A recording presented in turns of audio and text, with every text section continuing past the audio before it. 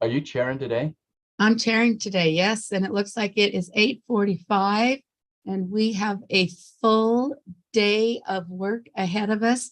So I think we should get started, but we better do a roll call vote first. Not roll call vote, just a roll call. Stacy, are you here? No. Molly, are you? Yes, I'm here. Sorry. Oh, Stacy's here. Okay.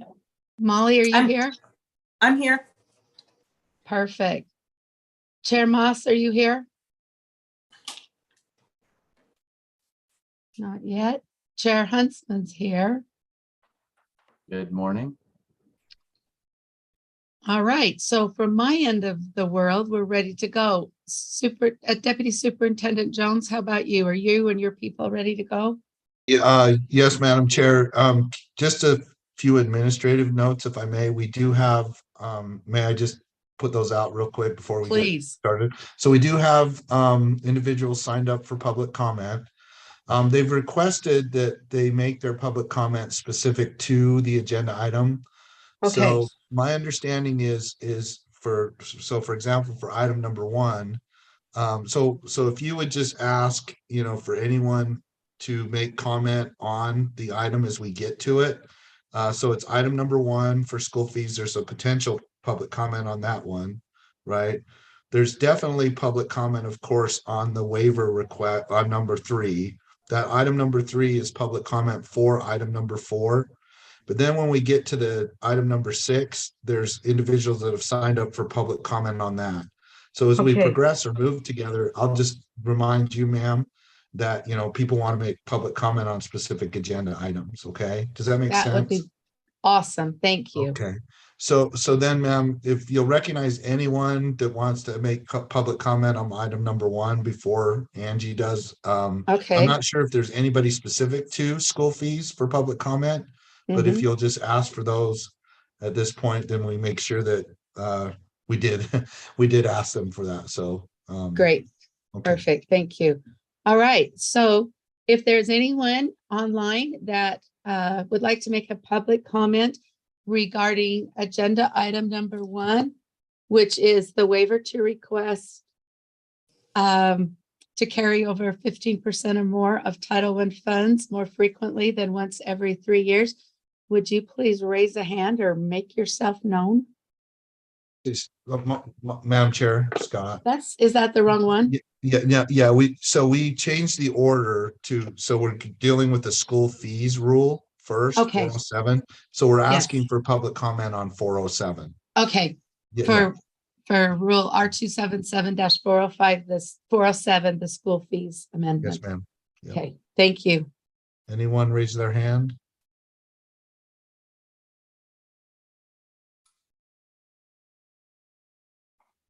I don't see any hands raised, ma'am. So Okay. if you'll recognize Deputy Superintendent Stallings, I think we can get going. Okay. Deputy Superintendent Stallings, if you would like to walk us through that, thank you. Great. Good morning, everyone. I'm so excited and happy to be here with the Finance Committee. I always love joining your committee when I have the opportunity.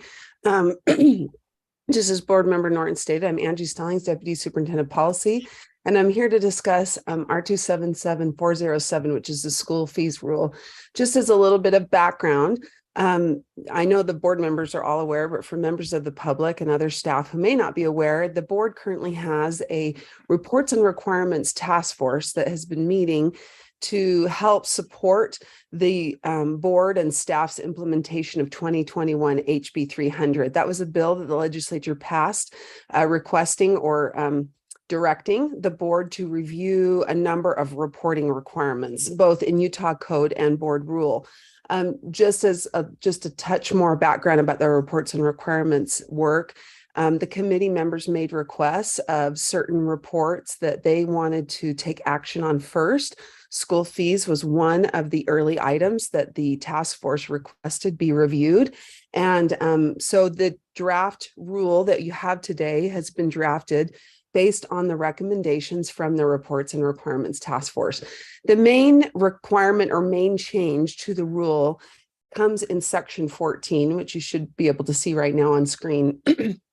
Currently, there are 2 reports, and during yesterday's meeting, I realized that some board members were referring to the assurances document report, but there's also a separate report, or it's called a certificate of compliance, that has been required to be provided by October 31 of each year. So for our friends who work in LEAs right now, this will be very fresh in their minds because they would have just completed the submission of these certificates of compliance.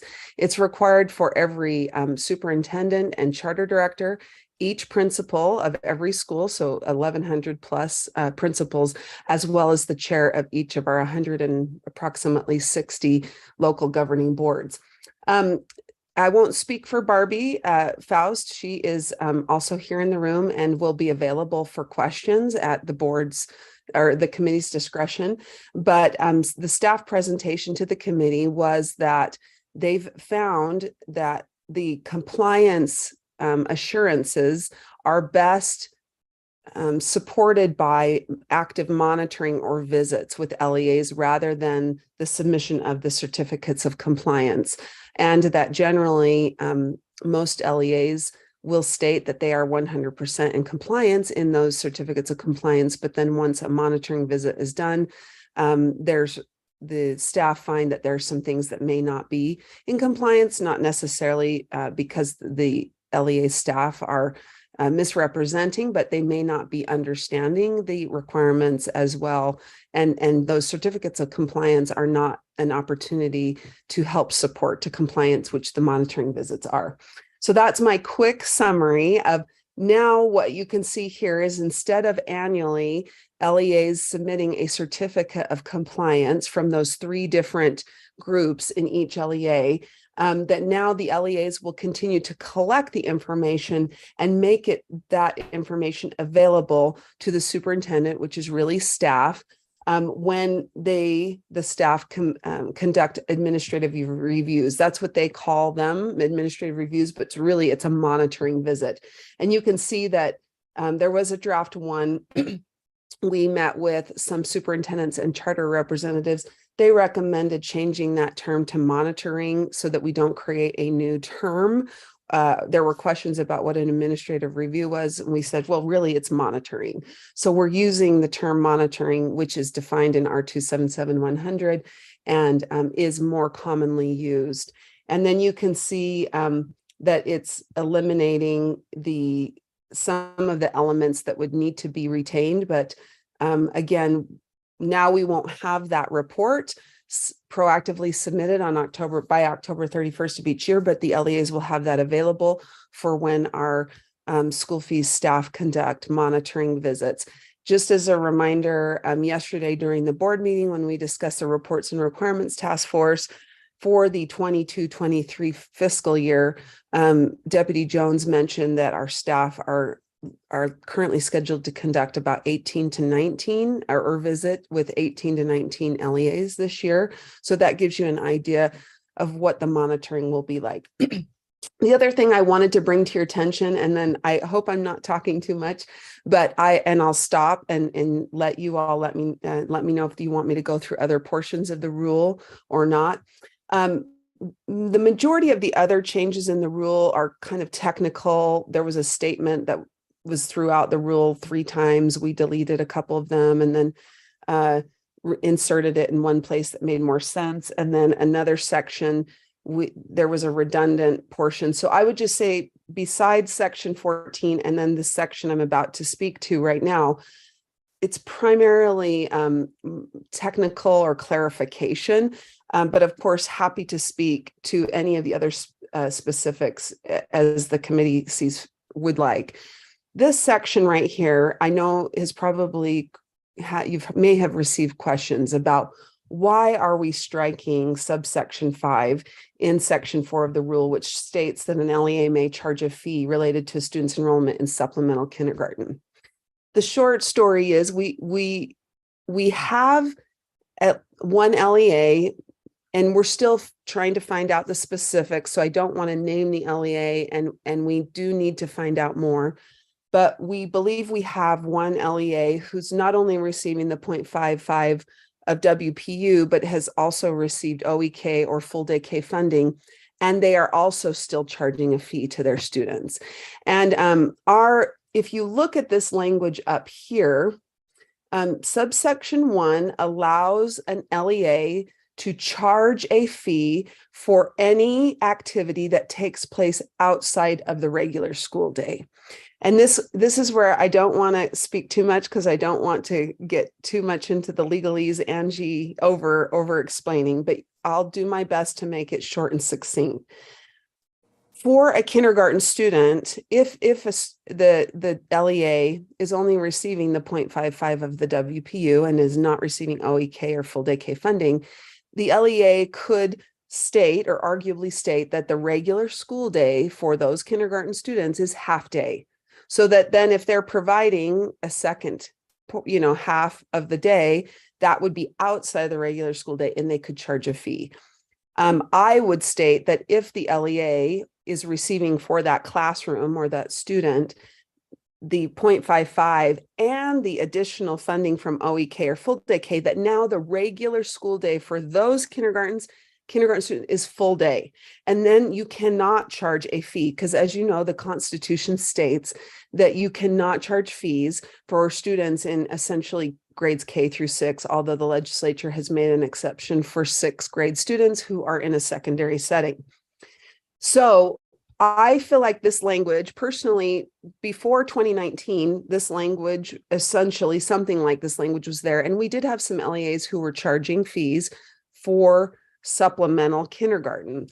The definition of supplemental kindergarten in this rule is broad enough that, in fairness to our LEA, who is receiving full day K and OEK funding and still charging a fee, I could see how they could read that and think that they can still charge a fee, because, and I can scroll up there, and I don't want to make everybody sick, but if you close your eyes, you look at the current definition of supplemental kindergarten, and you may think that it includes OEK and full day K, because it simply states means an LEA program for students in kindergarten who voluntarily elect to receive additional hours of instruction beyond the LEA's regular school day for kindergarten students for an additional fee. And I could see an LEA in good faith thinking that that means they can still charge a fee even when they're receiving OEK or full day K. So we worked with staff to try and revise this language. But as we started to try and state, how do we say, well, if you're receiving full day K and OEK, you can't charge a fee, then we worried we do have some LEAs who have some classrooms funded, but not others. The short story is, what we opted to do is strike this language from the rule with the intention of putting it into the kindergarten rule, where we think it makes more sense, especially because we may see some changes with our kindergarten programs with OEK and full day K, either potentially being combined in one, or maybe even going away and being rolled up into the WPU, that these issues would probably be best dealt with over in the kindergarten rule. So when we struck this language, we took out this language, it was not at all to state that an LEA may not charge a fee. If the intent was to say they may not charge a fee, we would have amended the language to say an LEA may not charge a fee. But instead, for any of our LEA colleagues who are concerned about this, you can still rely on subsection 1, which states that an LEA may charge a fee related to an activity that occurs outside of the regular school day. And for those classrooms and students who you are not receiving additional either FDK, full day K, or OEK funding, you could, this would be up to you and your legal counsel and your LEA, but you could make the assertion that your regular school day for those students is half day, and then charge the fee for the second half. So hopefully that explanation helps. I know we had a couple of our partners that were concerned that we were sending a message that no more fees could be charged. That is not the intent. And we do intend to open up the kindergarten rule this spring and address these issues before the next school year to make it clear that fees could still be charged, but we really need to work with our partners to make sure we're not putting in language that would somehow unintentionally restrict their programs or somehow change something significantly. And I can pause now, Board Member Norton, if you'd like. I'm happy to answer questions or cover other sections of the rule as the committee would like.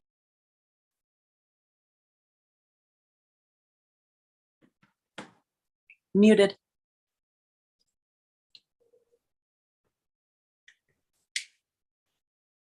You're still muted, Kristen. Oh, there you go. Okay. I do see a question from Board Member Hart. I'll just leave it on. Okay, Yeah. thanks. If there's no other questions on that subject, I'd like to go to lines 83 through 86.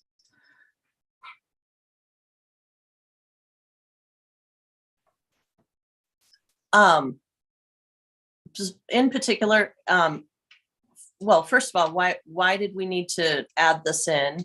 And second, what was the rationale? And then second, I know it should make sense, but for some reason I'm not understanding line 85, like why it's excluded. Board Member Norton, could you call on Barbie Faust? For the- Yes. Barbie Faust, if you'd like to go ahead and answer that, and if you'll give your name and position, that would be great. I would be happy to. I'm Barbie Faust. I'm the school fees fiscal monitor in the financial operations section.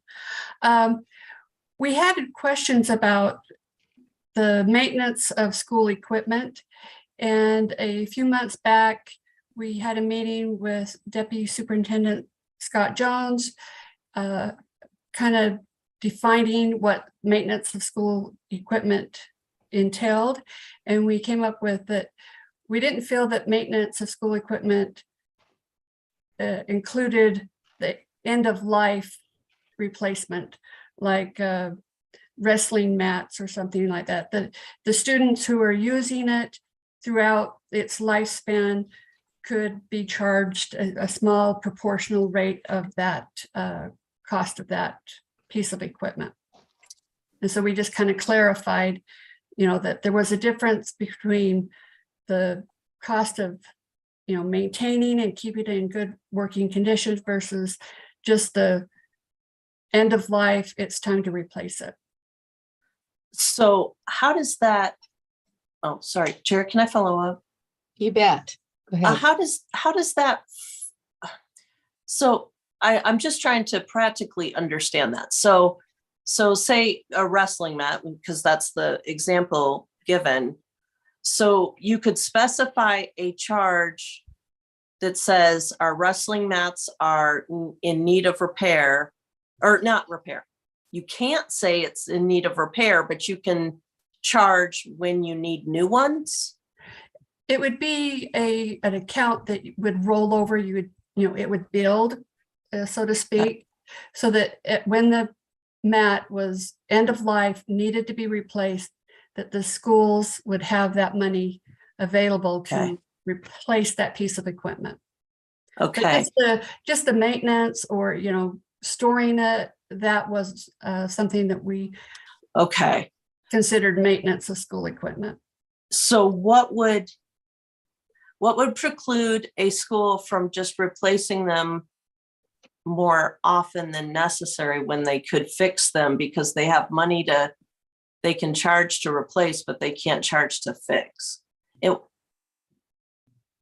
Is there a perverse kind of incentive there maybe? Mm-hmm. I don't know.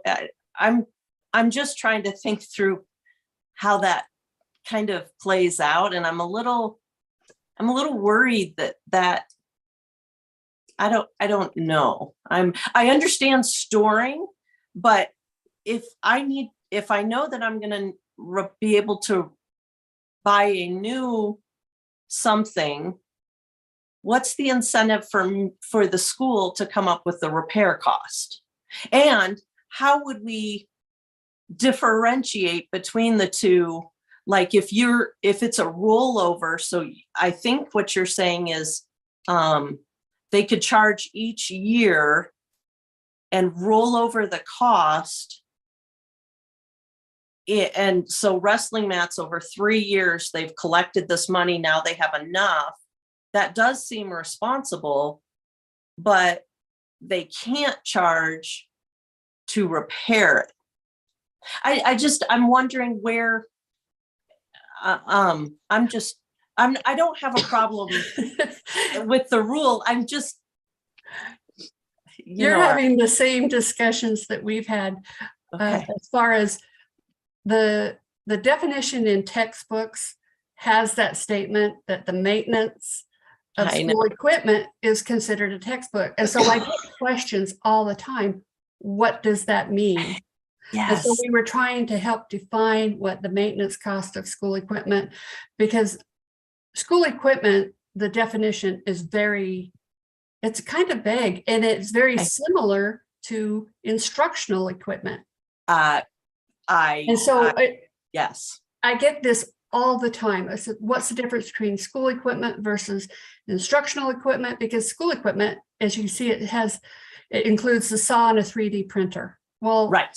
that's pretty narrow, but I Yeah. know there's so much more. And it's like, where do we draw the line of what is considered school equipment versus instructional equipment? Instruction. And I, practically speaking, as an educator, as a principal that has to budget the stuff, I struggle with where we've gone with trying to make sense out of it. I understand what we're trying not to put on the backs of students, things that should go under equipment, like how you run the class, Exactly. and only narrowly include the supplies that the students need to instruct. So not the kiln, but yes, for the clay.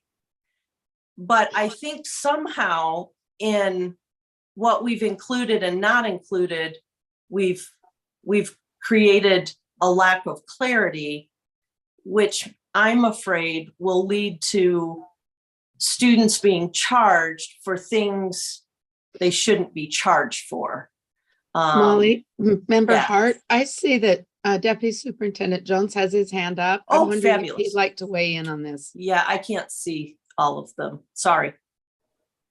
Yeah, thank you. So the board, I'm sorry, the board, when we met, what Barbie said, Barbie's answered the question pretty well. So Yeah. I kind of took my hand down, but to your question about how do we do it? I mean, we'd be able to see trends, if you will, like, if we're out monitoring and we see a particular school that's replacing their wrestling mats every year, I mean, we would call in question, right? But however, I mean, wear and tear is wear and tear. There could be, a lot of use of the mats in one school versus another. They may not only use it for wrestling, they might use it for gymnastics.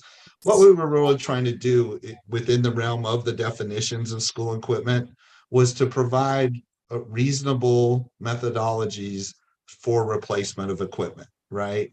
So that, in full transparency, when a parent pays a fee and they break it out on the fee schedule, for life cycle replacement or something, to that, it's like, okay, I get it. I mean, when I played football, I wore the same helmet that my two predecessors wore before, but then the next year they bought all new helmets. Right.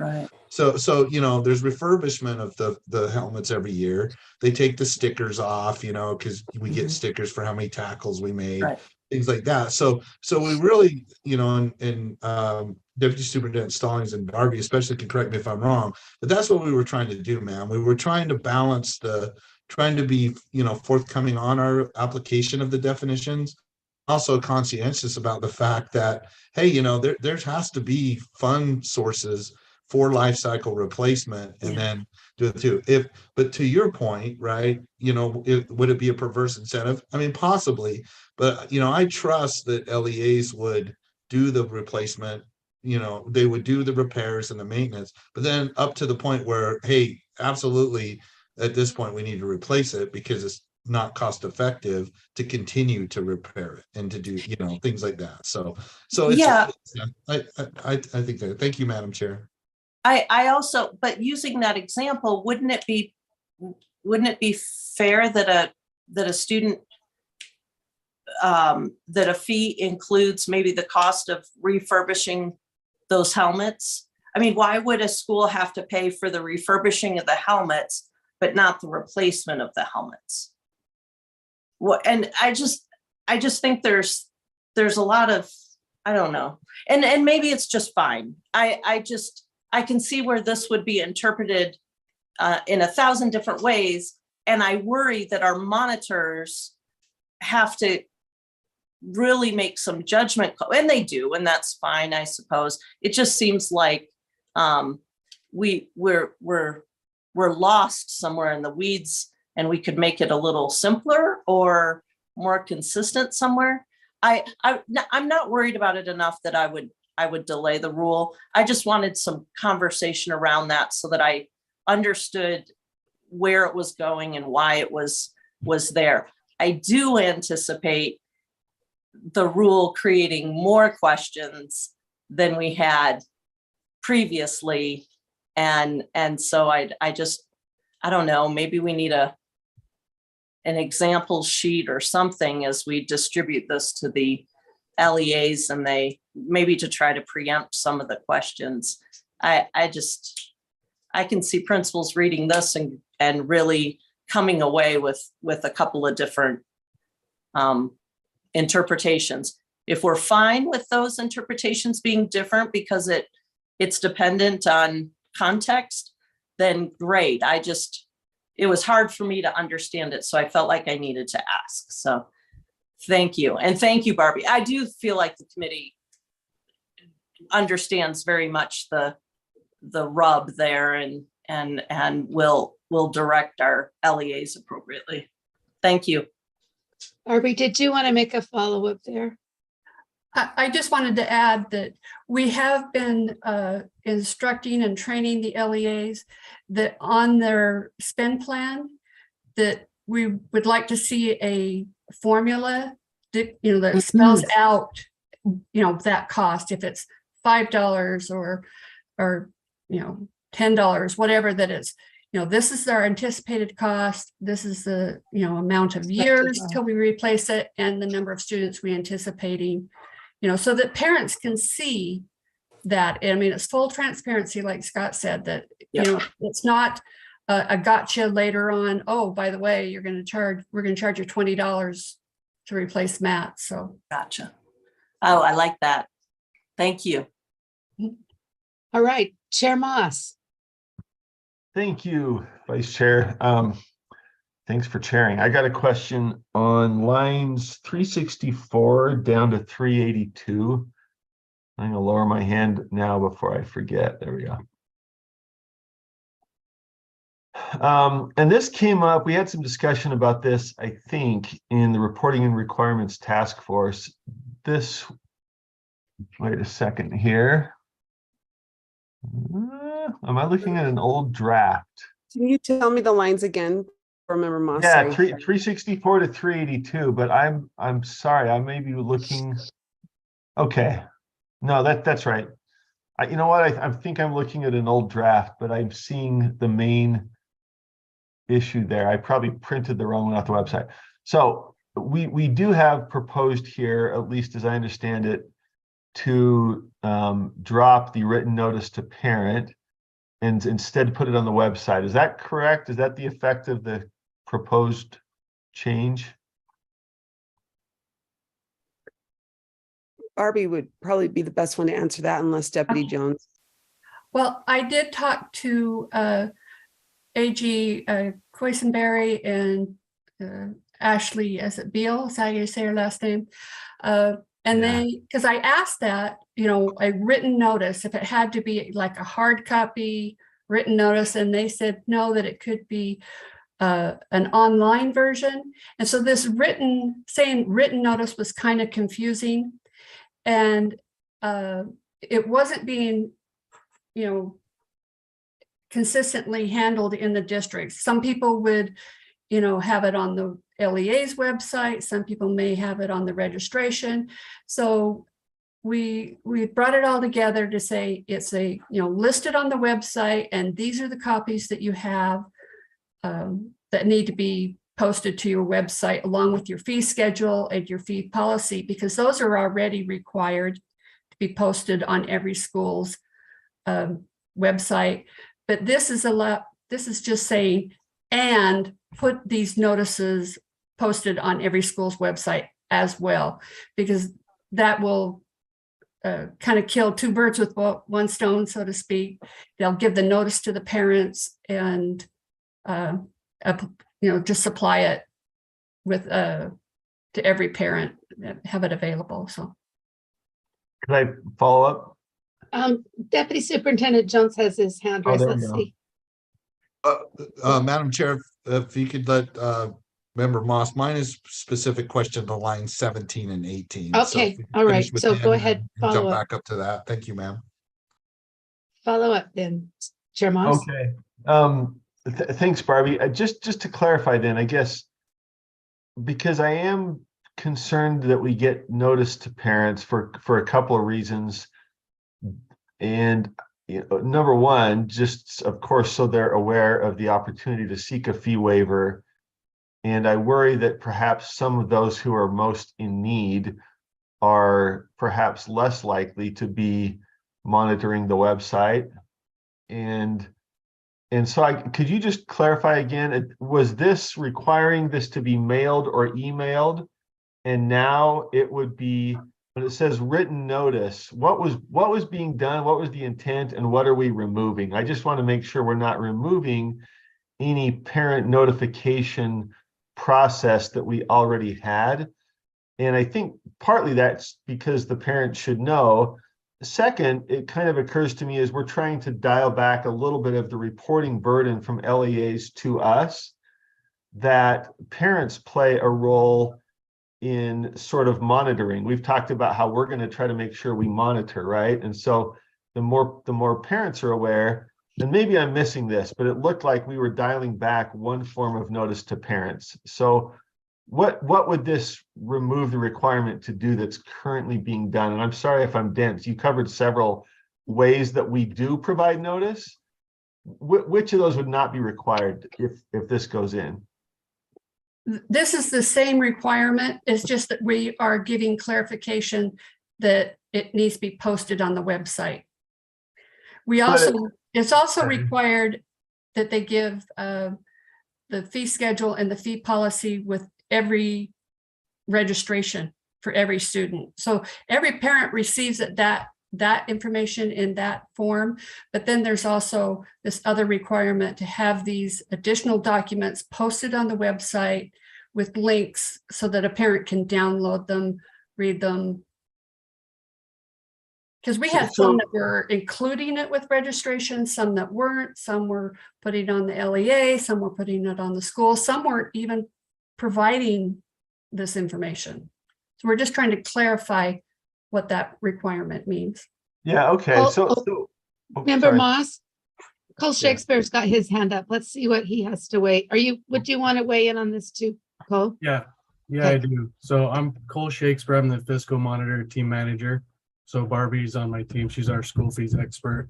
If I remember correctly, also part of this questioning the AG Cusenberry was because we had multiple questions from LEAs saying, our registration packet is all online now. It's all digital. So do we still have to provide physical paper with this written for those packets for everybody? Or is it okay to include it digitally in our online, full registration packet, like Barbie explained earlier? So like she said earlier, it's kind of covering all the bases, but also making it so that it's clear that a digital copy online is okay, it's valid, like that's not breaking any rules. So Thank you. Okay, so there is a point for every parent where they're going to see this because they're registering. It's not going to depend on them accessing the website to say, hey, what policies might I be? That's my concern. It's just that every parent has this put in front of them, at some point without them initiating it, especially because, again, those who need fee waivers might have language or other, tech access issues. So where registration is completely online, is anybody still doing paper or in-person registration, or are all LEAs? I know mine is online, but is that universal now?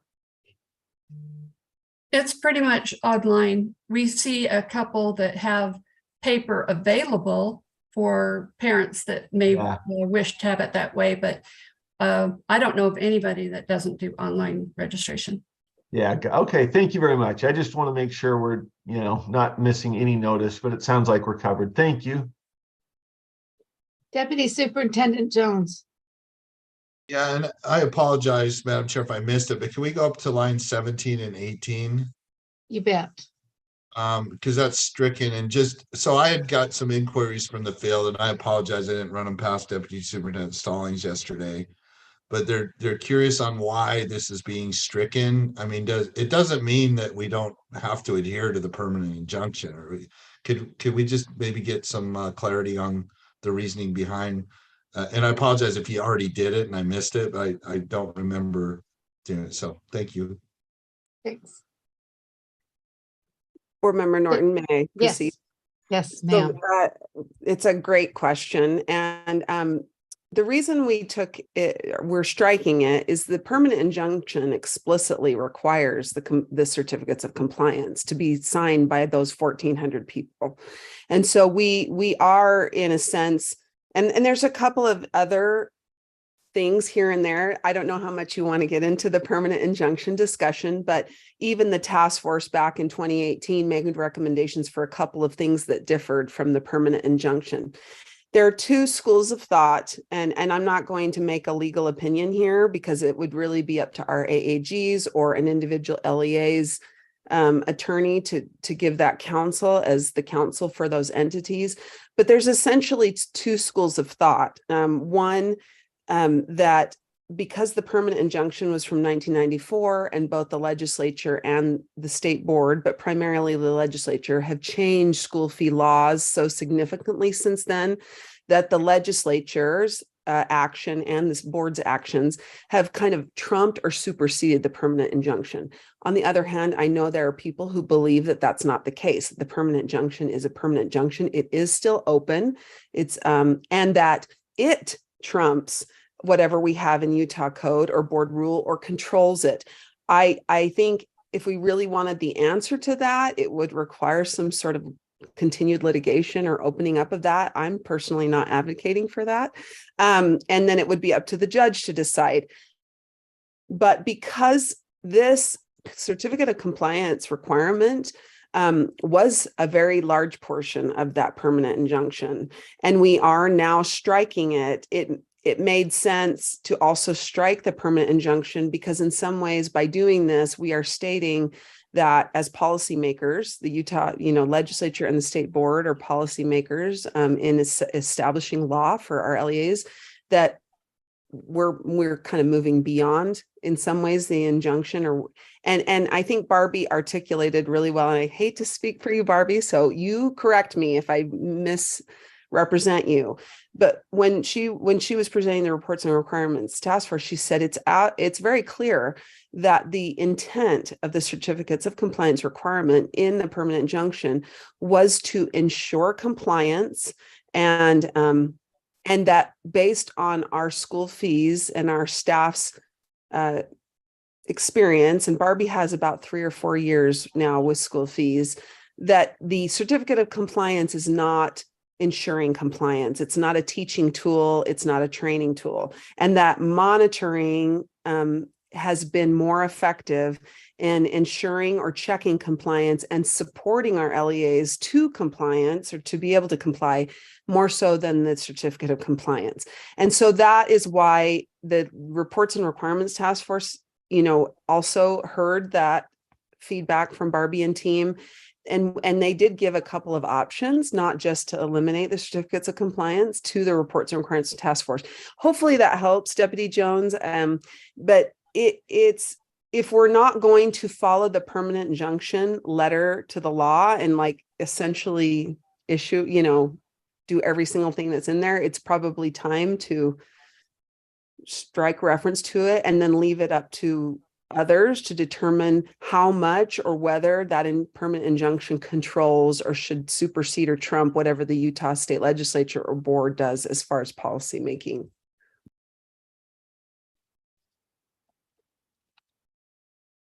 Okay, I'm not seeing any more questions, so I'm ready for a motion if we've got someone.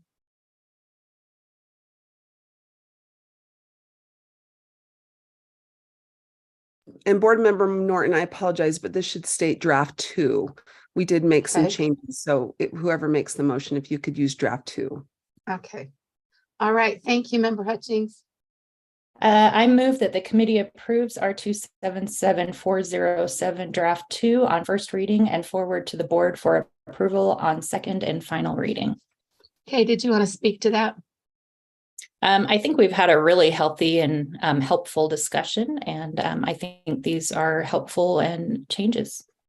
Okay, great. I will So the call motion betterment. before the, great, thank you. The motion before the board is that the committee approve R277-407 draft 2 on first reading and forward to the board for approval on second and final reading. Members, go ahead and please vote.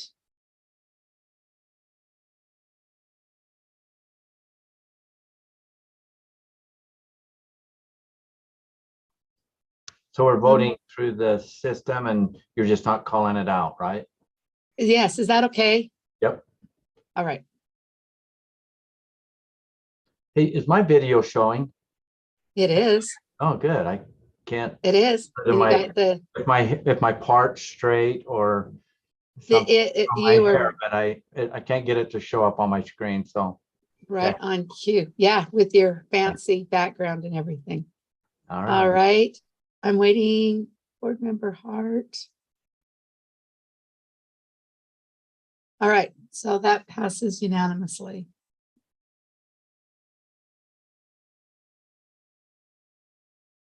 Okay, our next item on the agenda is the data standards, and it looks like that might also be Deputy Superintendent Stallings. Is that correct? That is, thank you, Board Member Norton. This rule references is part of the reporting requirement that we just amended over in R277407. And so this reference to fee waiver status, this definition, it needs to be amended because in this rule, it incorporates by reference this reporting deadline table. And now we will no longer be requiring, I apologize where I need to, oh, here we go. We are no longer requiring annual reports to be submitted by October 31st on these 3 items.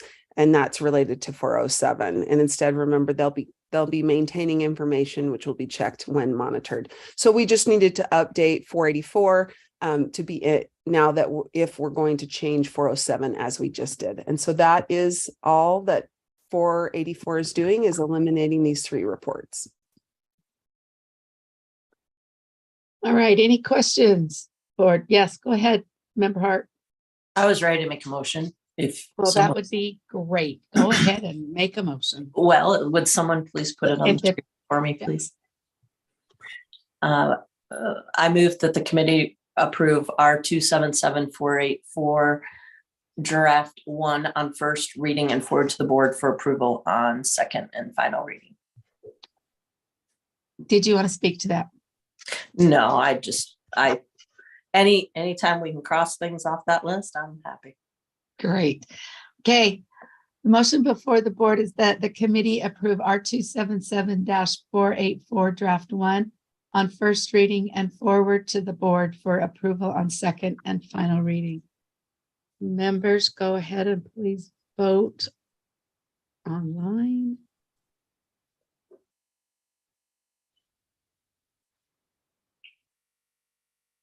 Okay, looks like that is unanimous.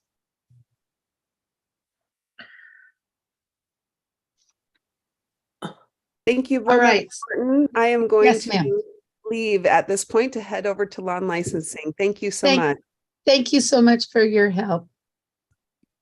Okay, so at this point, and correct me if I'm wrong, we are going to open up a public comment, or we're going to ask for public comment specifically on the waiver to request carryover. Is that correct? Chair Scott. Yes. Yes, it is correct. We would like though to draw your attention and the committee members' attention to if Cammie can pull it up, there was some email comment on item number 1.4, you know, on the waiver request. So it was just the one, right, Cami? Correct, sir. Yeah, okay, so just want to make sure that you all had a chance to see this, you know, from this individual related to 1.4. And then at this time, Madam Chair, if you'll recognize the representative from Davis County School District, assistant, let's see, don't have his, Cami, do you have his last name? Sorry. Zerbakken, I believe is how you Yes, pronounce it. yeah, assistant superintendent, I believe, sir, right? Correct? Yes. Okay, yeah, Yes, that is correct. Assistant Superintendent Zerbakken, Madam Chair, if you'll recognize him, he would like to make comment on as part of this agenda item related to 1.4 and what the waiver request means for Davis County School District, as an example. Thank you and welcome to our committee meeting, Assistant Superintendent. Go ahead. Thank you so much for the opportunity. I have with me Sue Ann Caldwell, our Federal Programs Director. We appreciate the fact that USB is looking at the opportunity to be able to ask for an SEA fee waiver. As you all know, the LEAs have the opportunity to request that waiver once every 3 years. And also, I suspect you all know that with the most recent census, Davis and 3 other districts were cut significantly in our Title I allocation. Our Title I allocation this year was reduced 64%. Let that sink for a moment. 64%. Our per pupil amount across the district went from $409 to $210 per student. You can imagine what that cut looks like at our school-wide programs. Having said that, we're fortunate right now because we are living still with our ESSER $3.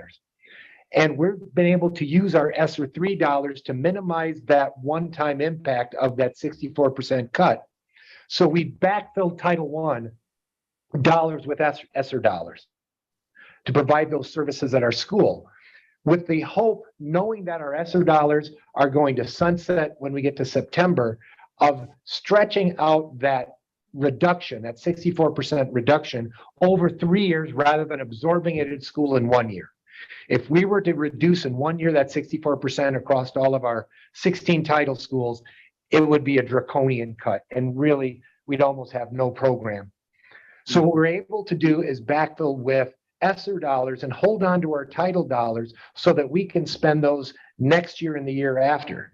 The problem with our methodology is we are asking for a waiver this year, but we will not be able to ask for a waiver next year. And we will still have a surplus beyond the 15%. So we had asked Dr. Lang, and I appreciate Dr. Lang's support with this initiative. First of all, could we ask for more than 1 year out of 3 for that reduction? Dr. Lang said no, by federal rules, we could only ask one every 3 years. But in his looking, the opportunity of the state to ask for that waiver would enable Davis to stretch out that 64% reduction over 3 years rather than absorbing it in 1 year. So we are very much in favor of, and thank you as a committee for looking at the opportunity to ask the feds for an SEA waiver, but it will make a significant difference in the programming that we're able to offer to our students.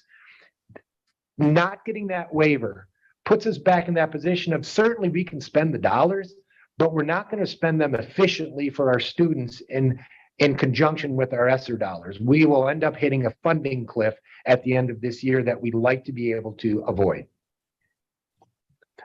Thank you very much for your public comment.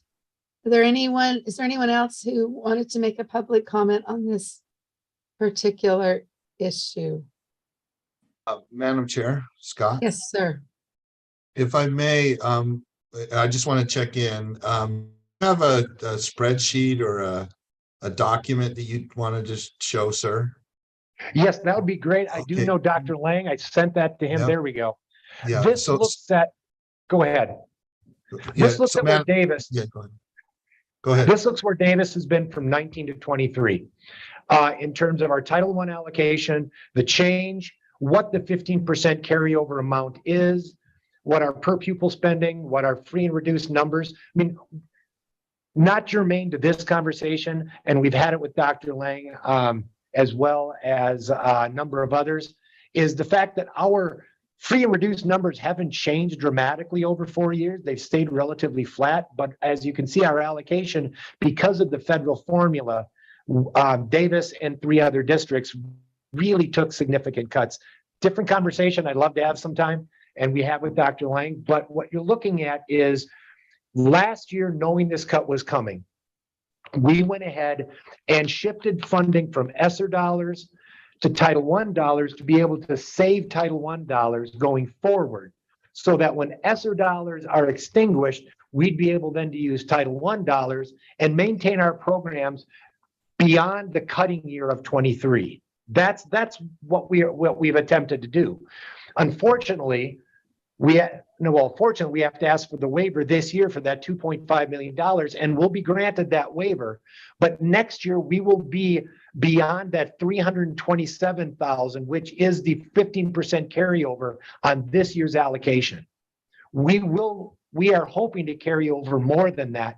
We're hoping to carry over someplace in the ballpark of $1.5 to $2 million, so that can get us into FY24 and not have to absorb that entire cut over 1 year, rather absorb it over 3. So that gives you an idea in terms of numbers, what the request we're asking. And getting the SEA waiver would enable us to gradually make that cut down to $2.1 million rather than absorbing it in 1 year.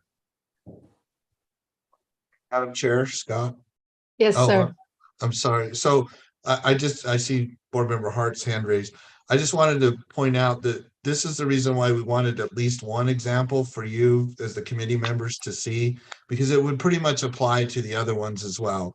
Because the decision is, so we have the opportunity where we can, and Dr. Lang and Dr. Voorhees can correct me if I'm wrong, but what we need, what our intent is, or what staff are respectfully requesting, is that we do an SEA-wide request for a waiver for all the LEAs. My understanding is we can choose to do waivers on an LEA by LEA basis, but my recommendation is to do it as an SEA waiver, because similar to what Davis School District, just the representative from Davis School District just represented, we would see similar opportunity, I guess, or, reasonable methods to absorb the, the impacts that were so eloquently described by the assistant superintendent. So just wanted to point that out, ma'am. Thank you. Thank you. Board Member Hart. Yeah, I know it's inappropriate to direct a question to public comment, so I'm going to direct a question to either Scott or Dr. Lang. Would passing this not solve, but is this as much as we can do in addressing the situation that Davis and other districts have? Are we missing something in the solution? Would this adequately address the concern other than coming up with replacement dollars? Is there any piece that we're missing here, or does this cause any sort of unintended consequence? Chair Scott. Yes. To Board Member Hart's question, this is all I'm aware of an opportunity we have to essentially do exactly what was described, which is, lessen the impact of the reductions. But at this time, Madam Chair, would you please call on Dr. Lane to see if I answered Board Member Hart's question correctly? But I'll also just add real quickly before you do call on him that the assistant superintendent described that they're using the ESSER funds to do that. So that is likely occurring in other places as well, but that's limited as well, right? That's one-time money, et cetera. I know you know all this, but the short answer from my perspective is this is right now in front of us, the only opportunity, and I don't see any unintended results of, should you decide to recommend that the board pursue the waiver on a statewide basis. I do not see any unintended consequence. I only see opportunity here. So, but please recognize Dr. Lang, and he can correct me if I'm wrong or clarify or add as needed, ma'am. Yes, sir. Dr. Lang, could you please Sure. address this further? Thank you. Absolutely. Max Lang, Coordinator, Elementary Secondary Education, ACT Federal Programs and Related State Initiatives. Yes, Deputy Superintendent Jones is correct. These are formula funds that are calculated based on numbers of students at the Department of Education, numbers of students nationally, but it drills down to each LEA within a state of census poverty data of students ages 5 through 17. So it's formula based on counts. So this would be, at least in this term, this short term, the only solution we'd have to mitigate that large drop off that Assistant Superintendent Zerbakken spoke of. Okay, Chair, if there's no other questions, I'm ready to make a motion. Looks like we've got a question from Chair Moss, and then we'll come back to you for the motion.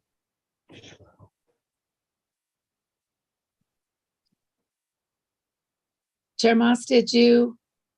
There we go. Sorry, muted. Okay. Got me now? Okay. The question is about flexibility on the ESSER side. You know, we just modified our ESSER plan. Is there any concern, and have we addressed it? I just want to make sure we're, you know, advised on this. You know, if there's a statewide approval to, you know, take ESSER funds and use them to fill this gap, do we run into any issues there on the ESSER side of needing to modify the plan? You know, we're going to have any trouble with that particular use where, you know, other uses were obviously intended for that, and there may be some overlap there. That some of the stuff might have been, you know, planned for assisting those who are most in need coming out of the pandemic, which does, you know, bear relation to the purpose of title funds. But what's the calculation on that side? Are we okay to authorize that? Deputy Superintendent Jones. Chair, to answer Board Member Moss's question, or Chair Moss's question through you, I'm confident that the use, if I understand his question correctly, that the use of ESSER funds is authorized and allowable under these circumstances, because essentially it ties into, you know, mitigating against learning loss. It ties into the fact that, you know, that money is intended to it. We don't have any issue with or concern with the supplant type, you know, issue or concern from the federal government. So the short answer is that I'm confident that all things are in their proper place, and that, you know, the utilization of the ESSER funds to help absorb this impact is allowable. Got it. Thank you. Okay. Chair Huntsman. Yeah, well, my question's similar to Chair Moss's there. The concern I have, and I hear it quite frequent, is how the ESSER funds are being used to backfill other things, even though it meets the requirements and the purpose. And so my question is to Deputy Superintendent Scott Jones. We're going to hear this often, and I believe moving forward, before I ask my question, I'm just going to preface it a little bit. We're going to hear this often, I believe, from LEAs, and there's been a ton of warning around the ESSER funds, and when they run out, how do we prepare to function without them?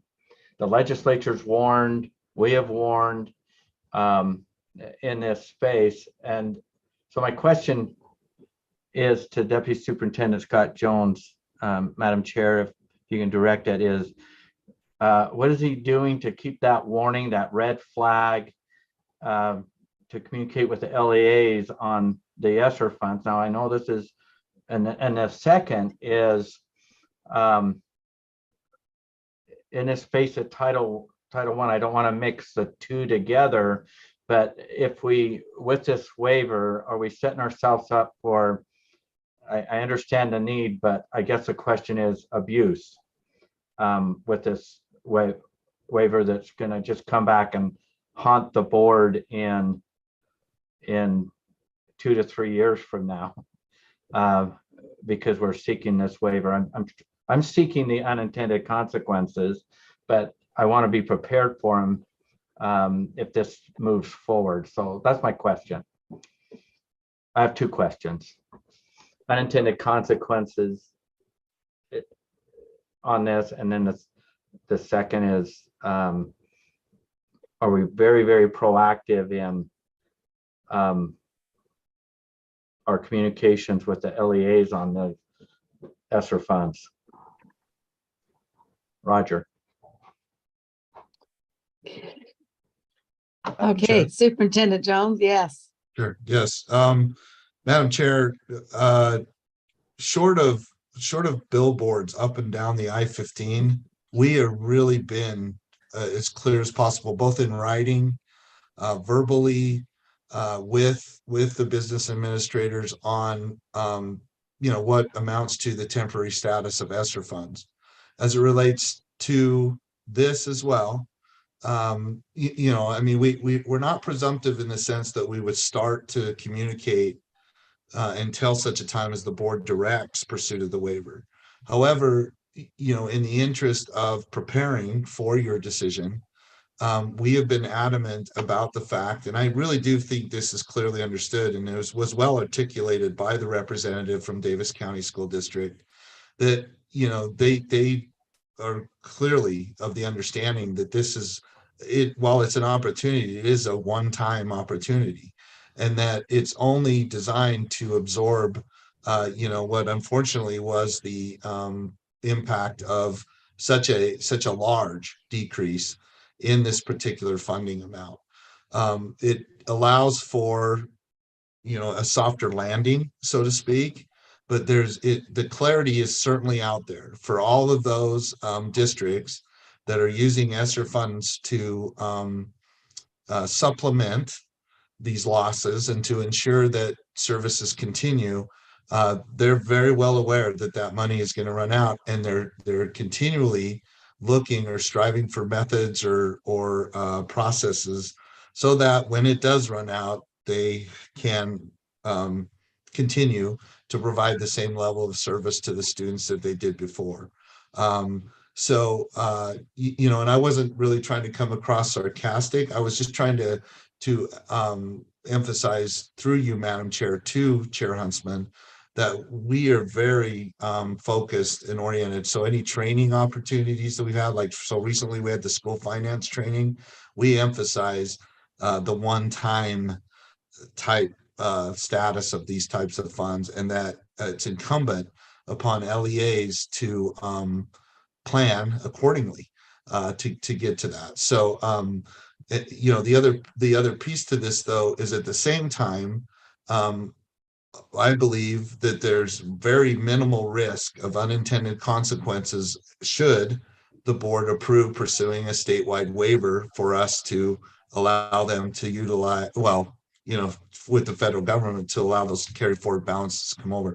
We want to do our level best to take any opportunity, and the cost, so to speak, or I'm sorry, the benefit of pursuing these waivers far outweighs any risk of unintended consequences, and the messaging is out there to these LEAs that, hey, you really have to start working, if you haven't already, and I do believe they are, on what things look like, what right is as far as the students go, given that these types of funds are going to run out eventually. Does that answer the Chair Huntsman's question, Madam Chair? Madam Chair, thank you. Both questions is adequately answered. Appreciate it. Great, thank you very much. All right, back to you, Member Hart. Yes, I would like to say that I do believe they're shouting it from the rooftops, because in my network of principal friends, we are talking about it almost daily, and that network extends to outside of just the Wasatch Front as well. So I do feel comfortable that we've heard the message, and it is a little frightening, but we'll get it. We'll get it handled. I would like to make the motion that the Finance Committee recommend that the Utah State Board of Education approve staff to submit Title I waiver requests from the state and LEAs who are affected by the decline in Title I funding. Okay, so the motion before the committee is that the Finance Committee recommend that the Utah State Board of Education approves staff to submit the Title I waiver request for the state and LEAs who were affected by the decline in Tier 1 funding. Go ahead and please vote.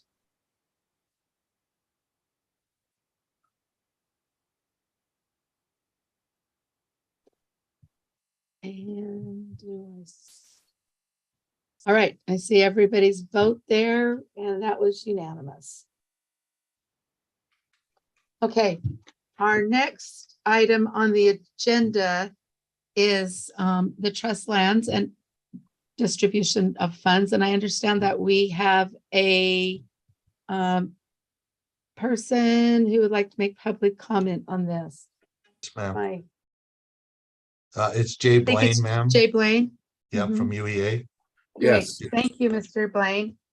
For Good being morning. here. Go ahead. Morning. Thank you, Madam Chair. Very briefly, this is a very good, all three changes to these rules were discussed by the Trust Land Advisory Committee. I am not speaking on behalf of the committee, but just as a member of the committee. Each piece was discussed thoroughly by the committee and were considered to be very good changes to the rule, especially the lifting of, some people might be concerned about the lifting of the $7,000 cap, but we believe that the school community councils can take that into account when they are looking at the greatest academic needs of the school, and it will not be a problem when they look at the academic benefits of when they look at school safety and digital technology concerns. And therefore we were comfortable with that, and we trust in the school community council to do the right things with that piece.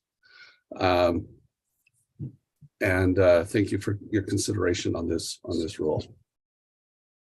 Thank you. We appreciate your comments. It looks like we have Ben Rasmussen and Paula Plant here to discuss this. Ben, are you running this item? Yeah, I'll get started if that's okay, Chair. Thank you so much. Ben Rasmussen, Director of Law and Professional Practices. Good to be with the committee this morning. Cami, if you can pull up the rule, I'd be happy to go through the three changes that the Trust Lands Advisory Committee is making on this rule. So the first change that you're going to see is on lines. There are some definitions. I'm just kind of incorporating those into the substantive changes, but the first change is on line 150, starts on line 156. And that basically deals with the way that a school or an LEA collects signatures from their council for the plans that they're going to submit to the LEA. Basically changes it from requiring them to do these signatures digitally on a website to allowing the LEA to collect these signatures as they see fit. And then the LEA would just retain the signatures for a year for monitoring purposes. The next change is one that Mr. Blaine alluded to. That's on line 254. That would be striking some language from lines 254 through 257. That strikes the cap of the 7,000 for the digital citizenship training and the safety principles. And then the final change is starts on line 306. This deals with how the base payment is determined for a newly opened charter satellite school. And so there had been some discussion about how that should be handled. And so that's kind of outlined starting on 306 and going through the end of the section there, 331. So Paula Plant is the one that can answer any questions you have on this rule. I know there may be some concern that's been expressed to Paula on the second change, and she can go through that with you as well. So that's what you have on 477. Hey, thank you so much. At this point, I am not seeing any questions. Is that right, board members? Move up, hang on. Maybe I'm not in the right place. Yeah, I am not seeing any questions on this. I guess we're ready for a motion then. Wait. Wait, Excuse me. Sorry. Sorry, I do need to ask the committee, please, if you would hold on the language about the $7,000 on lines 254 through 257. And I'll try to explain.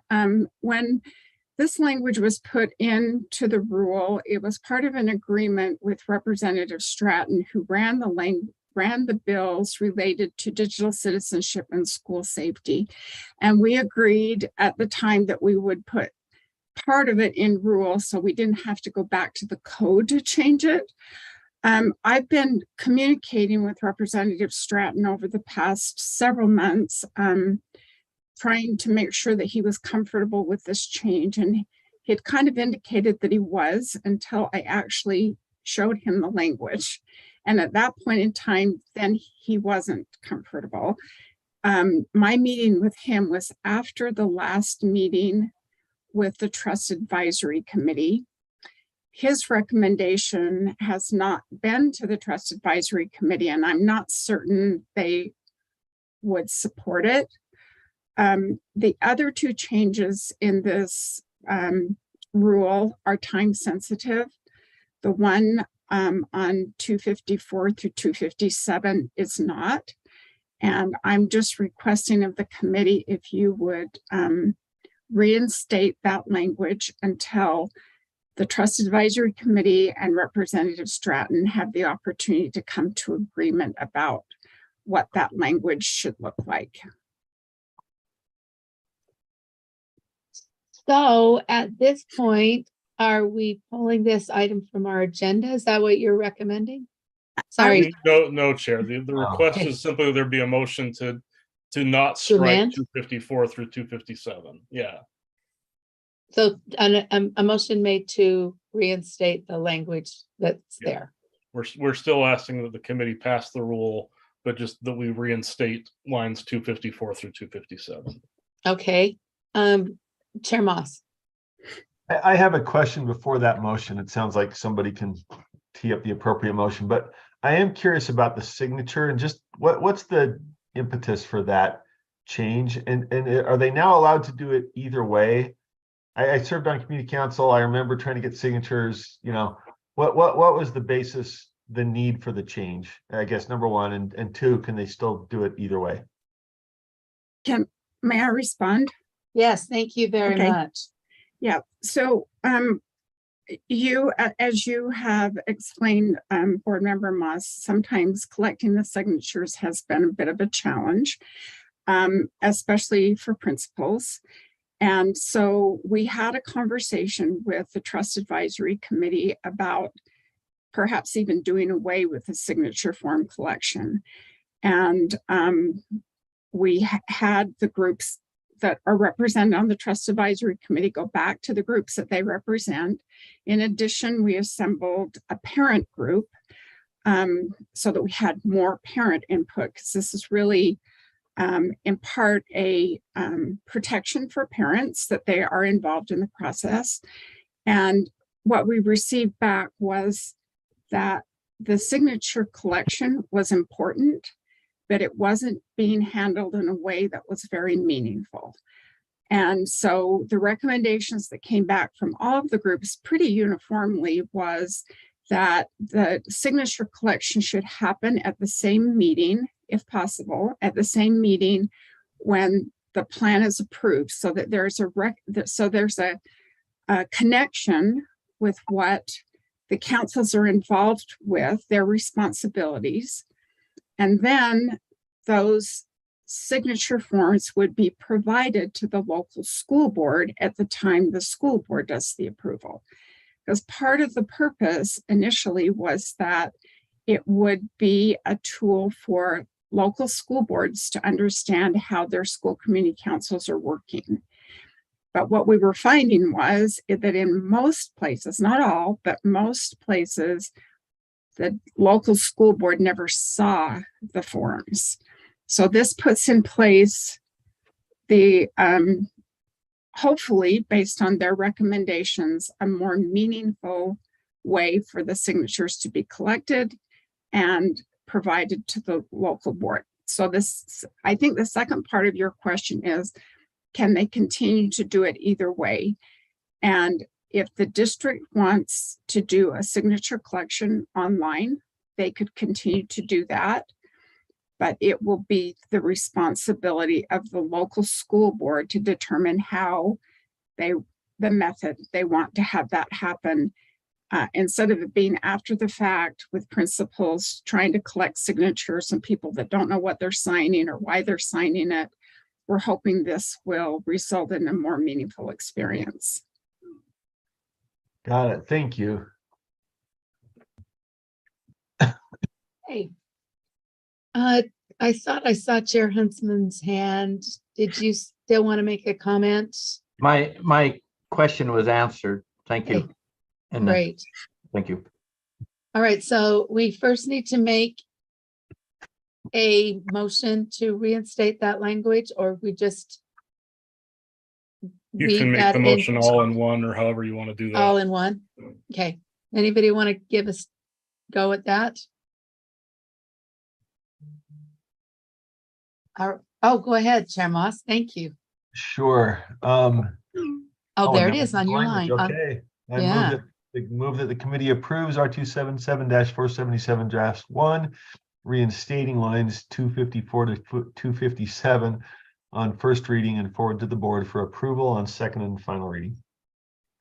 Okay, so the motion on the floor is that the committee approves R277-477 draft 1, reinstating lines 254 through 257 on first reading and forward to the board for approval on second and final reading.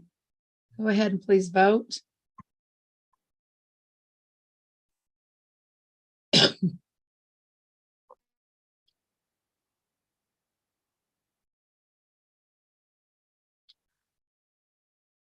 Member Hart, we got you there. Okay, and it looks like Member Hutchings is away for the rest of the meeting, so that passes unanimously with Member Hutchings absent.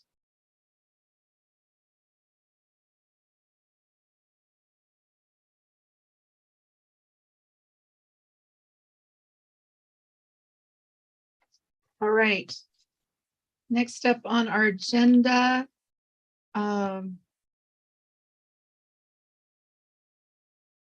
we have the recommendation on construction. And is that going to be you, Deputy Superintendent Jones? Yes, ma'am, but can we just check in real quick? I believe that Business Administrator Hauber from Granite School District signed up for public comment specific to this agenda item. Okay. So can we just check on that? Yes. Yeah, thanks, ma'am. That's right. I do remember that now. Okay, so if Superintendent Hauber's on here, we welcome you to our meeting.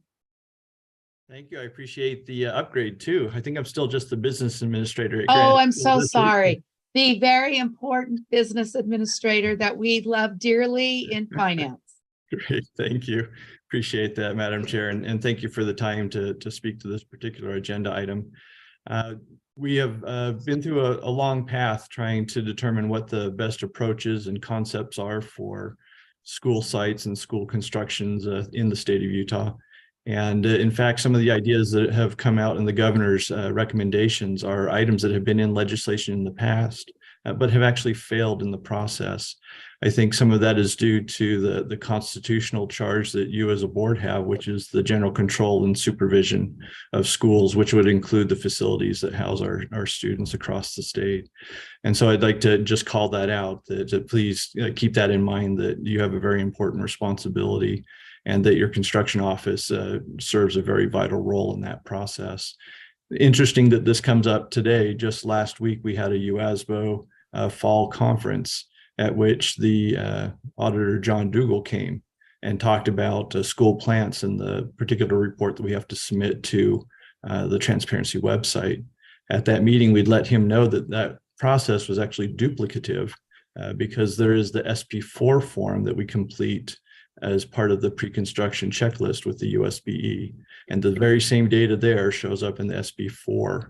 And so we'd really encourage you to look at that process, see how robust the SB4 form is and how that works to meet some of the ideas that have come in the governor's recommendations. We believe that the development of standards is important, and that you have that great oversight responsibility. We'd prefer not to have it go through DFCM as we're local government entities and not really part of the state government as proper. And so we'd encourage you to keep those types of things in mind today. Thank you. Thank you so much. We appreciate your time. All right, Deputy Superintendent Jones, back to you. Yeah, so just some background, or if I may, just Madam Chair, just a reminder. So this agenda item has been seen by you before, in the sense of you've seen the governor's recommendations before, and I had articulated that, you know, we value our partnership with the governor's office and do want to, and I'm recommending from a staff perspective that we do, and, you know, to Business Administrator Hauber's point, that we do pursue these recommendations, and that the pursuit of those, so to speak, stays in the Utah State Board of Education or with your staff, right? The key piece here, though, is to once and for all, because as also was articulated, we wanted, what staff are asking for here is just clarity from the Finance Committee that our pursuit of this is at the USBE's lead, right? Too, and that yes, we will work with DFCM, but that it is just that you, the Finance Committee, are recommending that the board direct us to provide it, you know, subsequently, and it can be the next Finance Committee meeting. I mean, we don't have to do all the details here, but that we publish a timeline, you know, of meetings that we'll have with DFCM, with representatives from the LEAs, so that we can eventually get to the point where we can provide these types of recommendations to the field, right? You know, for example, the cost methodology or standard with that. And that's the other piece too, is that if you recall, we felt strongly that we needed it, and we did it. You helped us do it, to get the Rule 471 updated, right? So yesterday the board ratified the suggestions that you made on the rule, because it was long overdue for that. So now we have the rule in place, right? So, you know, because the board approved that. So then now we can pursue this at your direction and make sure that once and for all that it's very clear that the board's intent is that, you know, oversight of school construction stays within the USBE, so that if, you know, and I'm not disparaging the legislative process or anything, if, you know, legislation should present itself again, like it has in the past, that, you know, we can communicate that, hey, we're really working as quickly as we can on the governor's recommendations to that. So that's really the intent of this agenda item. I know we mentioned a timeline in there, but we would report on that. We would come back to you, or, you know, depending on what leadership wants, how frequently they want updates on the work group status. I want to publicly express or apologize, I'll own it, to the governor's office for how slowly this has maybe developed from their perspective. But I think they do that. We did recently lose our school construction specialist, and it took us weeks, if not months, to bring Dean Dykstra on to replace Matt Barrett. And then he just started barely this week. This is his first week on the job. So I hope that they would have some consideration of that. And then by no shape or form is it, you know, that we weren't trying to pursue that. And I'd be remiss, so once we get to the end of the agenda item, I do want to introduce Dean to you all for that. So that's the background on this, and that's what action we're seeking here today. Given also to the excellent input that you received from Business Administrator Hopper. So hopefully that Thank makes you. sense, ma'am. Yeah. Des, very much. Thank you. Chair Huntsman.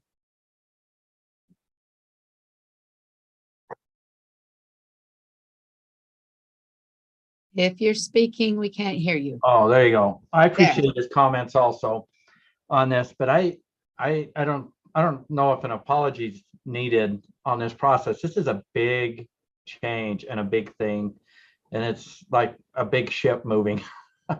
And you know, and while it's moving, there'll be quite a few of the cells being adjusted along the way, and it's a significant change. And so I'm in favor of moving this forward, but a question that I have for Deputy Superintendent Jones, and only to get his response, because I get this question quite a bit from some of the LEAs, is with this pursuit and where the and the governor's recommendation, can he please speak to the part of the DFCM, again, the DFCM's involvement? There's some confusion out there that people think that USBE is now wanting to run all of the building, the construction building through the DFCM and follow their practices to the T. Can Deputy Superintendent Scott Jones speak to their involvement one more time as this is moving forward? Deputy Superintendent, would you clarify on that? Thank you. Yes, Madam Chair. Thank you for the opportunity to clarify that. As it relates to this particular process, and this is why, you know, I'm emphasizing the importance that this be a USBE staff-led process. I mean, it is what it is. Dean is an expert. He's in it, but he's only one person. So in order to go through this process and to develop the recommendations from the governor's office, we would need to rely on the expertise of DFCM, and it's outstanding. I mean, Jim Russell, Matt Boyer, all the staff at the DFCM are just, they're experts, right? So, however, we would be, depending on how you vote or, you know, the direction you give, the USB staff would own it. We would be the lead, and it would not be, you know, but we would lean on the DFCM expertise to help us get to what right is with the governor's recommendations. Madam Chair, did I clarify or answer the first question? Does that answer your question, Chair Huntsman? Yes, and thank you. I think it needed to be said again in this public meeting, because there is a little bit of angst and confusion out there. So thank you.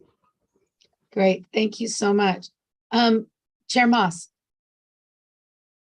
Thank you. I'm trying to make sure I'm unmuted.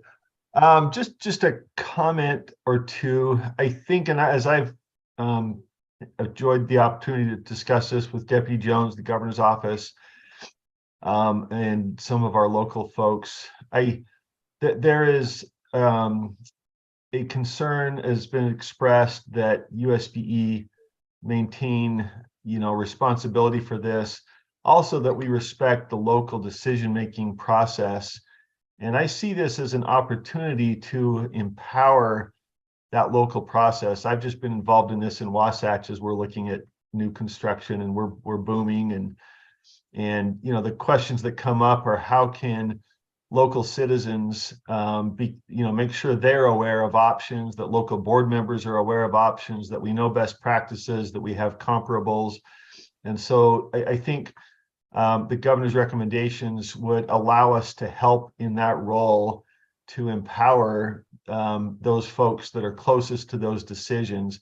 And so I think that as we pursue this, if we approve this, I think my understanding would be that, you know, before we enter into specific engagement with DFCM for support in that process, we are maintaining control, but we also, as a board, have that opportunity to review significant steps forward along those recommended pathways, and try to, you know, make sure that we balance that need to support local decision making with the opportunity to provide some clarity in that process. And so, you know, the cost reporting and some of these other elements, I think we can do a lot there in that role, and would look forward, if we approve this, to kind of seeing what that would look like and having the opportunity to weigh in on discrete elements of that progression. And so I'm in support of doing that and having that robust engagement with our LEAs as we do. Thank you. I'm not seeing any additional questions. There's someone that would like to make the motion. Madam Chair, Scott, Yes, sir. may we You want to go ahead and do your introduce introduction now? Dean? Yeah, if that's okay, before the That's motion. wonderful. So if Director Yuri is here, could we call on him and then have him introduce Dean to us? I think Dean is in here with us too, but I don't see his name. We'll do that. Go ahead. He is, I believe Okay, he's, you can see him there with the Okay. camera on, and so, yeah, Sam Uri, School Finance Director here at USBE. Very happy to have Dean Dykstra with us. He comes with a vast amount of experience at the University of Iowa and a lot of other entities. But most recently, he's been at Granite School District for about the past 2 years. And so we're just over the moon that we talked him into coming over and helping us out. And we're doing our best not to, you know, scare him off, but but we're so happy to have him here, and here he is. So yeah, thank you, Sam, for the gracious introduction. Yeah, it is seems like there's a lot going on here, and I will do my best to come up to speed as quickly as possible with these kind of large issues in front of us. Well, welcome to the family, Dean. And it's always good to have a job where there's a lot of work. So, you know, you've got job security for a while. We need you. Yes. Thank you. We're glad you're here. Okay, now could I get a motion? I'm good, but I have a question You- before I state it. Okay, you got a question and Yeah, I got a go question ahead. on the recommended action here. There's a or, and I'm in support of the first part, not the or part. But it says that the Finance Committee recommends that Utah State Board of Education approve the timeline and time and effort of USB staff. Is there a timeline, or is it to create that timeline? Because Yeah, Madam Chair, Scott. Yes. Yes, Go ahead. we didn't want to be presumptive, so I'm sorry, that's a wording on my part. So perhaps you could amend it, or I don't know if you need to amend it, but I just perhaps, say it. yeah, the Finance Committee recommends that the Utah State Board of Education approve the staff time and effort, approve time and effort of USB staff to address I'm on and it. implement, Yeah. take the All right, timeline out of, I thought we'll it was publish just- the timeline later. Yeah. Yes, sir. Sorry. Yes, So- thank you, sir. So I'd like to make a motion, Madam Chair. You bet, sir. That's Thanks. that the Finance Committee recommends that the Utah State Board of Education approve the time and effort of USBE staff to address and implement the governor's recommendations. Okay, so the motion before the committee is that the Finance Committee recommends that the Utah State Board of Education approve the time and effort of USBE staff to address and implement the governor's recommendations. All in favor, please vote. No, sorry, all vote, please. You're doing awesome.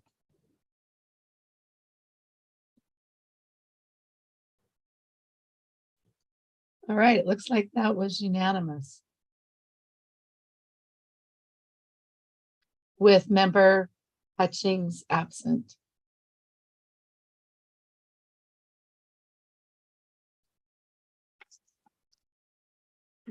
Okay. Shuffling papers. Okay. It looks to me like we are skipping item 7. That's been taken off our agenda. And we are now on item number 8, the alternative funding proposals for full day kindergarten. And Chair who- Scott. Go. Great, thank you. Go ahead. Yeah. So we originally had both Sam and Del Frost scheduled to present this. I think it's just going to be Sam now. Unfortunately, Del had a family emergency. He had to take his newborn, well, not newborn, but they just recently had a baby. The baby's sick, and so he can't join us. So Sam, if you'll just recognize Director Yuri, Director Yuri will present on this particular topic for action by the committee. But we want to recognize that Dale did a lot of work here on this too. So we're wanting to make sure that we recognize his work and that all our thoughts and prayers are with him and his family at this time. So Thank you so much for that comment. Yeah, Go ahead. yeah, we definitely. And if we can also recognize USB Literacy Coordinator Sarah Wibke. She's also been very involved with this, and great. We appreciate Sarah's work as well. Very good. Yeah, so if Cami wouldn't mind pulling up the slides here. And Sarah can probably speak better to this than I, but we wanted to kind of display some options here. We do have the business case that the board has moved forward, but we did also have the full board take some action yesterday on related to the Reporting and Requirements Task Force, kind of emphasizing that we would maybe look at pushing forward with the full day kindergarten in the WPU. So Sarah, I don't know if you want to chime in here a little bit. Yes, appreciate it. Happy to. Thank you, Sam. Sarah Wibke, preschool through 12th grade literacy coordinator. Thank you for having me. We are, like Sam was saying, we're bringing 3 funding options to you all today for full day kindergarten, and based on the board's motion yesterday for staff to receive and implement the recommendations by the task force, one of them being to place kindergarten in the WPU. We sort of assume that these are mutually supportive processes and sort of lend itself to one of the options being shared today. So the current one on your screen is our current business case, which I think you're all pretty familiar with. You can kind of see the way this was set up was sort of the option and then the pros and cons. And so you can kind of see what's really great about this plan and what's maybe to be desired in this plan. And so if we can scroll down to whoever is lovingly sharing their screen, if we can scroll down to the second option, the other option was really very similar to the first option with one little switch around adding that equity and funding distribution, because we do have some LEAs who feel very strongly that with the language in the code about the federal funding, and if they're using Title I funds, that they are sort of pushed to the end of the list as far as receiving funds. And so they're feeling that that's really inequitable for them. And so that's sort of the add-in to this option 2. And then if we scroll down to option 3, thank you again to those supporting with the screen sharing. Option 3 is really lends itself more to the discussion yesterday in full board around the WPU. And so you'll notice a big shift here in the pros and cons. The cons really being more to the state, additional cost, obviously, and then the state cost estimate. That is really being more around how, when we're looking at if we did roll up to the full WPU for everyone who would want that available, we don't directly know exactly how many people would opt into that, knowing that the focus really is we want to provide options for people. But not force anyone into it is basically where we're going. We would want families to still have that option of half day if they feel that that's really the best fit for their child. And so in mentioning that, and you can see I'm not going to read the pros and cons because I know you're all excellent readers, but I do want to focus down on just one more below this slide. There is a map. And so you can kind of see the distribution of opportunities with our families throughout this map. You'll notice the darker the color, so like that very dark purple color is really where we have more like 100% of students have access if they wish to have it. And then those lighter colors, students have very little or almost no access to full day kindergarten within those spaces. And so you can kind of see how throughout the state it's a real mix. And so wanted you to sort of be aware of the inequity of access for families throughout our state and what that sort of looks like. And then I'm going to hand it back over to Sam. Thank you Right. so much. Go ahead. And I'll note on this slide as well that there are some of those school districts that are in the purple that are funding their full day kindergarten, right, with Title I funds. And so even though their students do have access, there are some inequities still within our system in that they're kind of supplementing with federal funding. So yes, Cami, if you can go to the next slide. So this is just more of a context slide for you. Just what the governor's office has pushed forward as far as their budget recommendations, you know, in the past 5 or 6 fiscal years here. You can see that the ongoing amount has taken a steady climb upward, and the one time does fluctuate somewhat. But just kind of to put into perspective some of the funding realities, if you will, and then Cami, if you'll go to our last slide here. And so, as you know, the board's top 10 priorities would ask for ongoing amounts without this additional $29.2 million for putting the kindergarten WPU in. It's already at about $543 million, and so this adding in the full WPU would be an additional $29.2 million on top of what already exists as the business case. And so it's just context. We really appreciate the governor's office support of education and the legislature's office, and the legislature's support, but just putting some of these things into context is that adding an additional $29.2 million ongoing, it is a big ask, and so just wanted to put that context out there. But with that, unless Sarah has more to add, we're happy to answer questions, and thank you for your consideration. Thank you both so very much. I do see some questions. First from Chair Huntsman, and then from Chair Moss.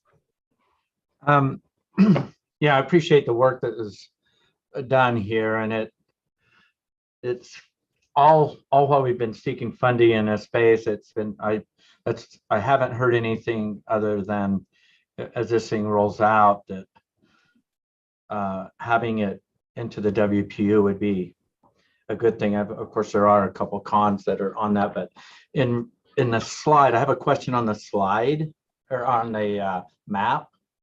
Okay. As I was looking at it, the definition of access to full day kindergarten by school district, does that mean it's 100% access to it and not limited? Because I'm looking at a bunch of these have limited access, and some of them that have the very it's not full but limited were some of the first that got in there. But I just wanted to ask on that question. This is 100%. So when you slide away from that, does that mean their effort to full day kindergarten's minimized? Can you explain that? I'd be happy to. The dark colors, yes. And so you'll notice, kind of like Sam was saying, some of those in the dark colors, they have chosen other funding to do this work. And so they're not necessarily being funded by the new 12.2 that we received last year or previous full day K or OEK funding. But there is funding going to it, and 100% of families do have the option to opt into full day kindergarten if they so wish.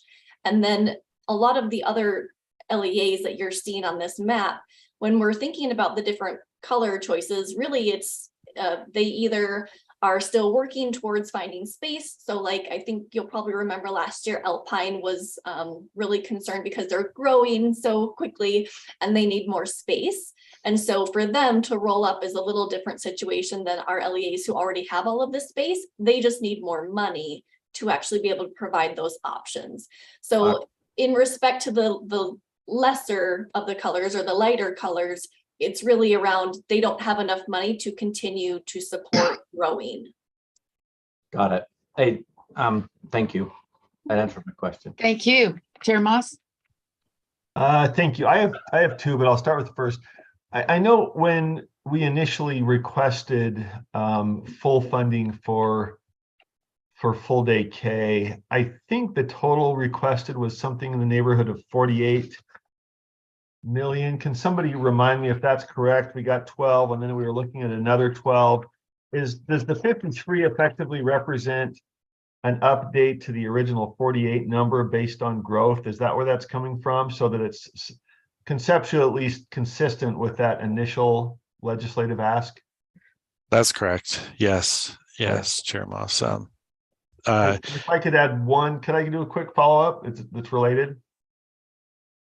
So additionally, as I understand, there's two levels of being optional here. The first, if we approve this and put in WPU, the LEA can still choose if and when to offer full day kindergarten, correct? Hence some of the unpredictability about the price tag. Not all are ready because they don't have the facility space, etc.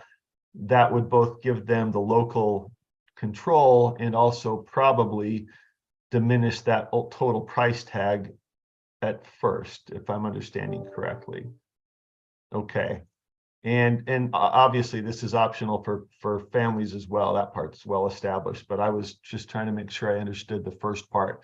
Okay, thank you. And I appreciate all the work on this. It was enjoyable to hear this in the reporting requirements task force, because it also eliminates a reporting and paperwork burden currently associated with seeking the money. I think it also provides some equity towards districts that chose to fund this and perhaps had not had access to the recent round of funding.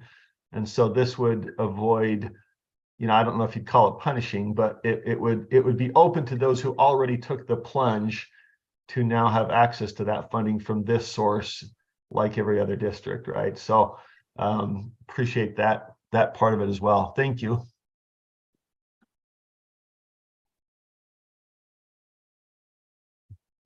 Okay. Chair Huntsman. Madam Chair, are you ready for a motion? I am ready for a motion. Thank you. Okay. I'd like to make the motion that the Finance Committee recommends that the USBE requests that the legislature place full day kindergarten to the weighted pupil unit kindergarten basic program effective state fiscal year 24, which is a school year 23-24.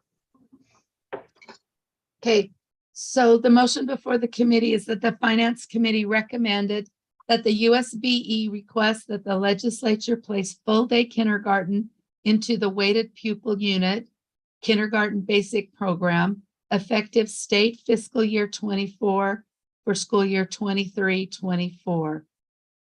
Committee members, please vote.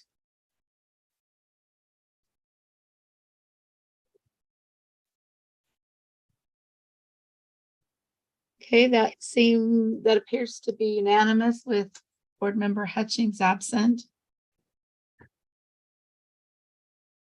And thank you for all your work, staff members. Appreciate that. That was a very easy to follow plan. Okay.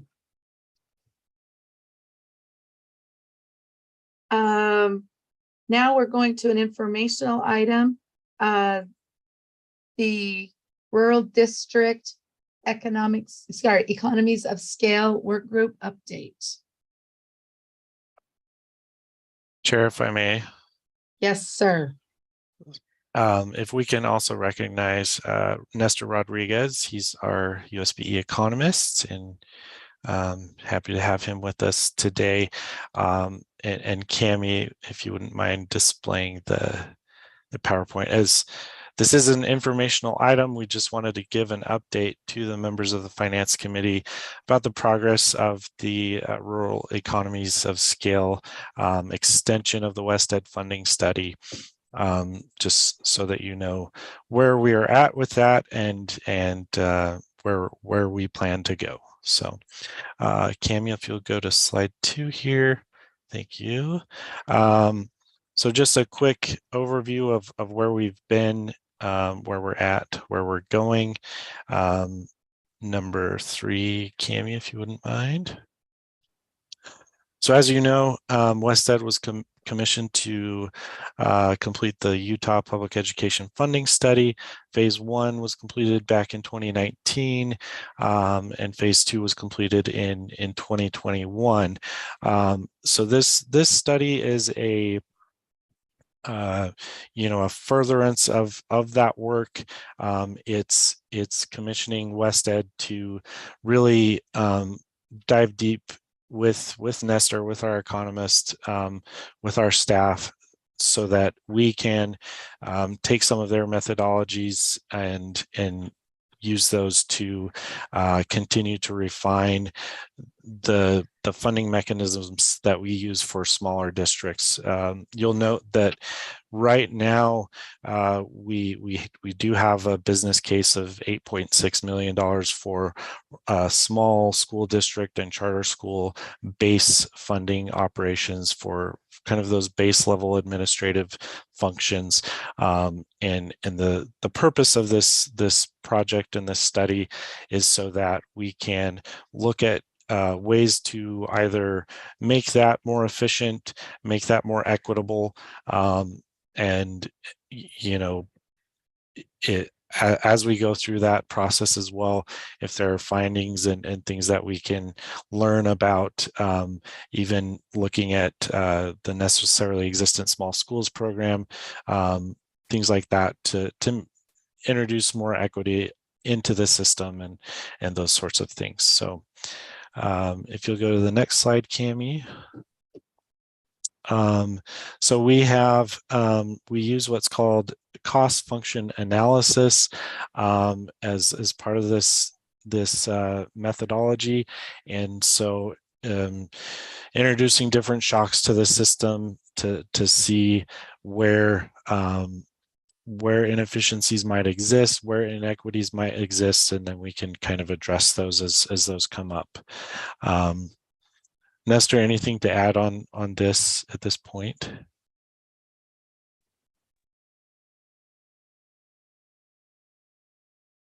I'm not getting your audio, Nestor.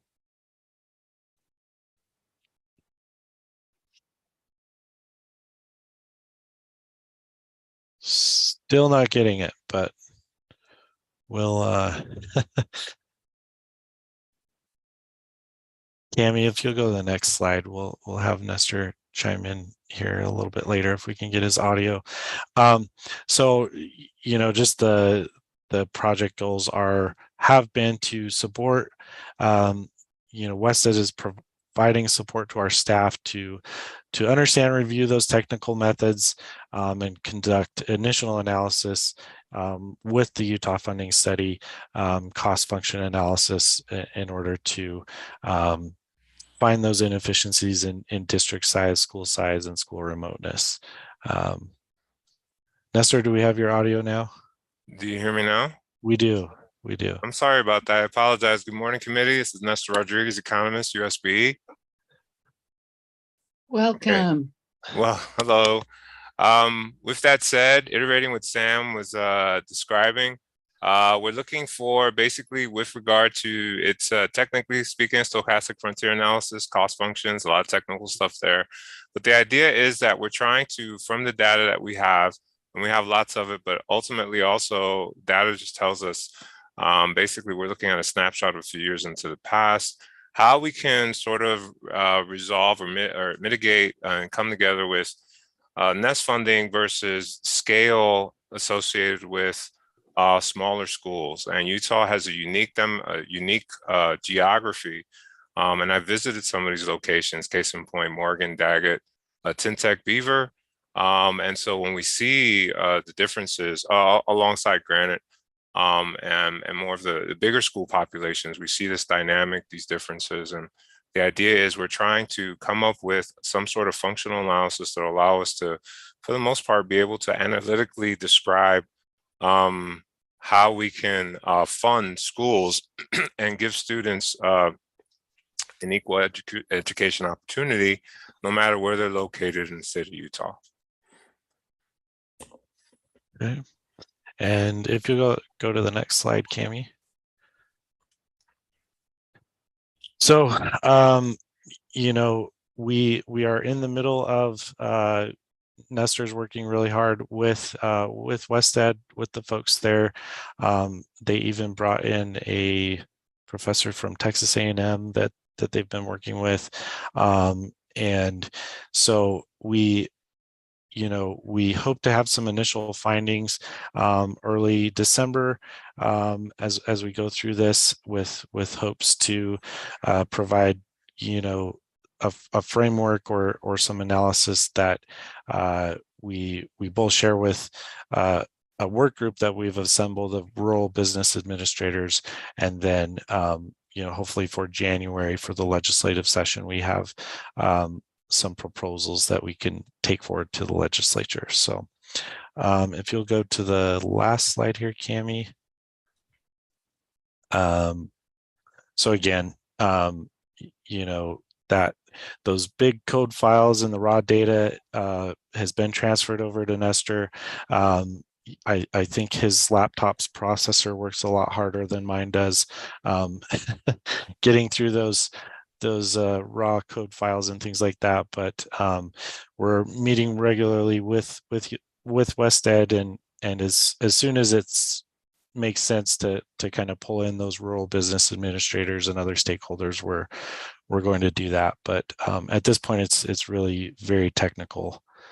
So that is our update on where we're at. We are appreciative of the WestEd folks, appreciative of Nestor and his hard work, and happy to answer any questions.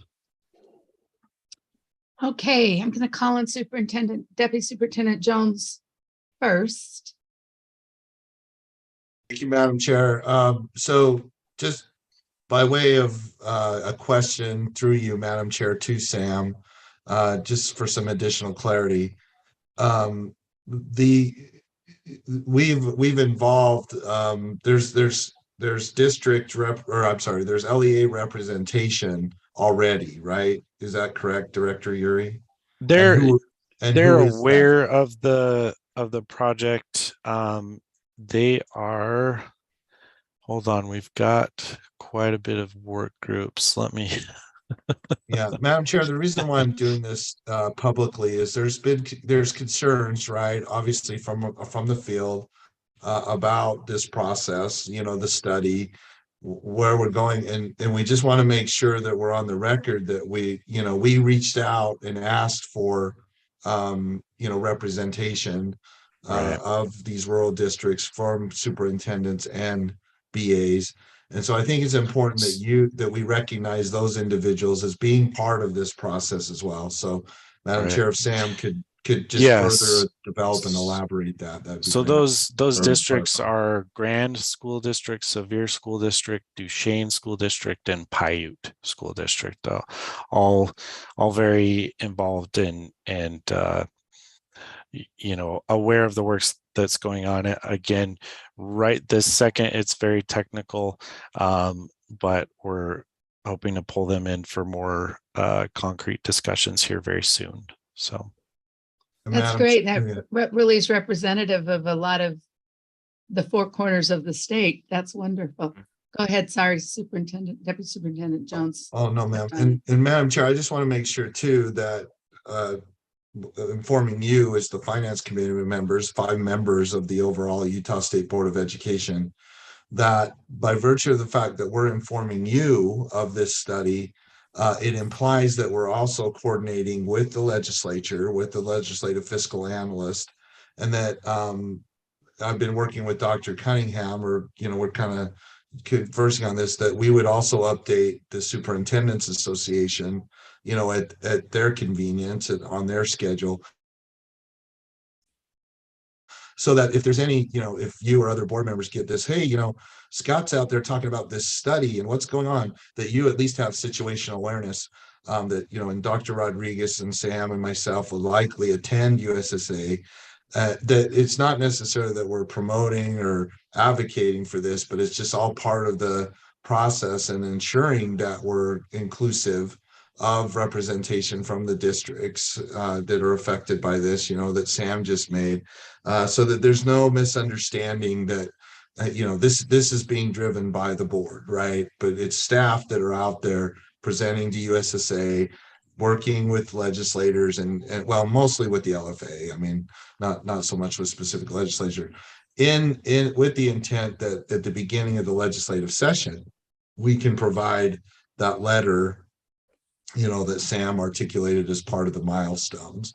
So there'll be a lot of interaction, a lot of updating, not just to you, but we wanted to start with you here in Finance Committee first, but then make sure it's clear and on public record that we will also be updating USSA and updating UASBO and updating the LFA and doing all this as we progress and move together towards the conclusion of this study on the timeline that Sam articulated. So thank you, Madam Chair. Thank you. And I, for one, am so grateful for that information. This is we want to make sure that every student in the state of Utah has a quality education, and that the geography does not limit that. And I'm so grateful that you would take people to those areas that they could, actually see and feel and talk to the people involved, and that we have such great minds working on this. And I'm sure that as you take this message out, it will be something that will be greatly appreciated by those in the field. And your communication style from all of you is so helpful that I think that will be a wonderful bridge for them to be introduced to this. Do I see any questions from the board members, any committee members?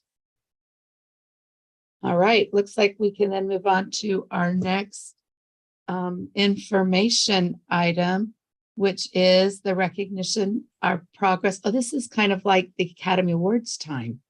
Our recognition of progress, achievement, and improvements. So if Cami, if you'll pull that up. And is Aaron in here, or yeah, is Aaron in? Okay.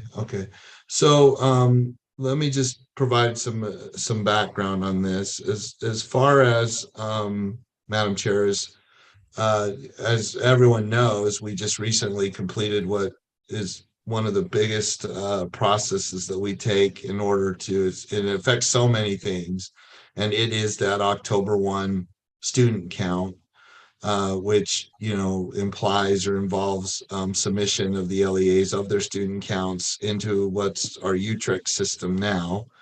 As part of this process, we wanted to recognize a particular district and individuals within that district who identified or brought forward a concern about the potential of students having, and Aaron can correct me if I'm wrong, have basically fallen off from the year-end counts last year.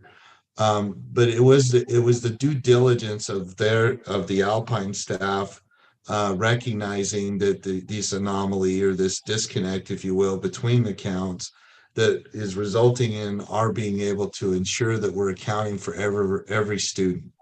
The root cause of it was related to which, the particular vendor for the SIS system that Alpine utilizes took ownership of this.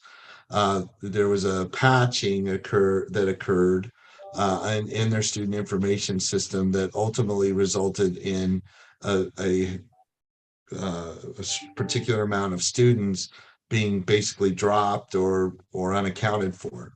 But it was, again, through the due diligence, and we basically broke it out how it started. We want to recognize Brandon Jackson specifically for Alpine District, or from Alpine District.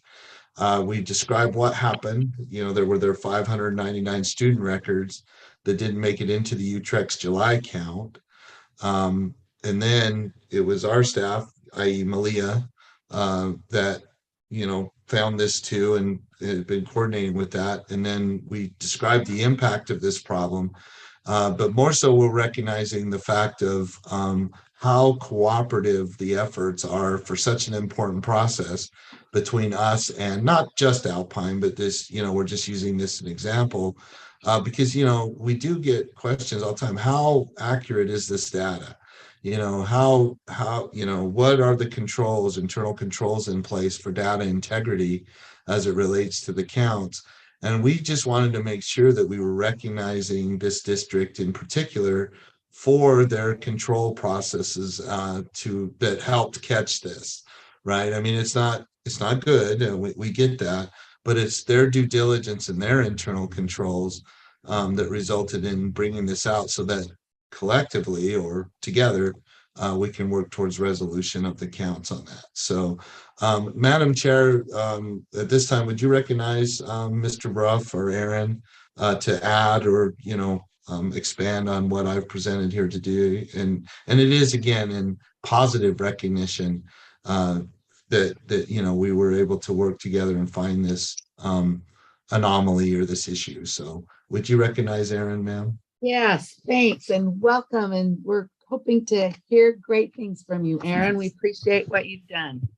Thank you. Aaron Bruff, Data and Statistics. Thanks, Scott. Again, just sharing the work that goes on.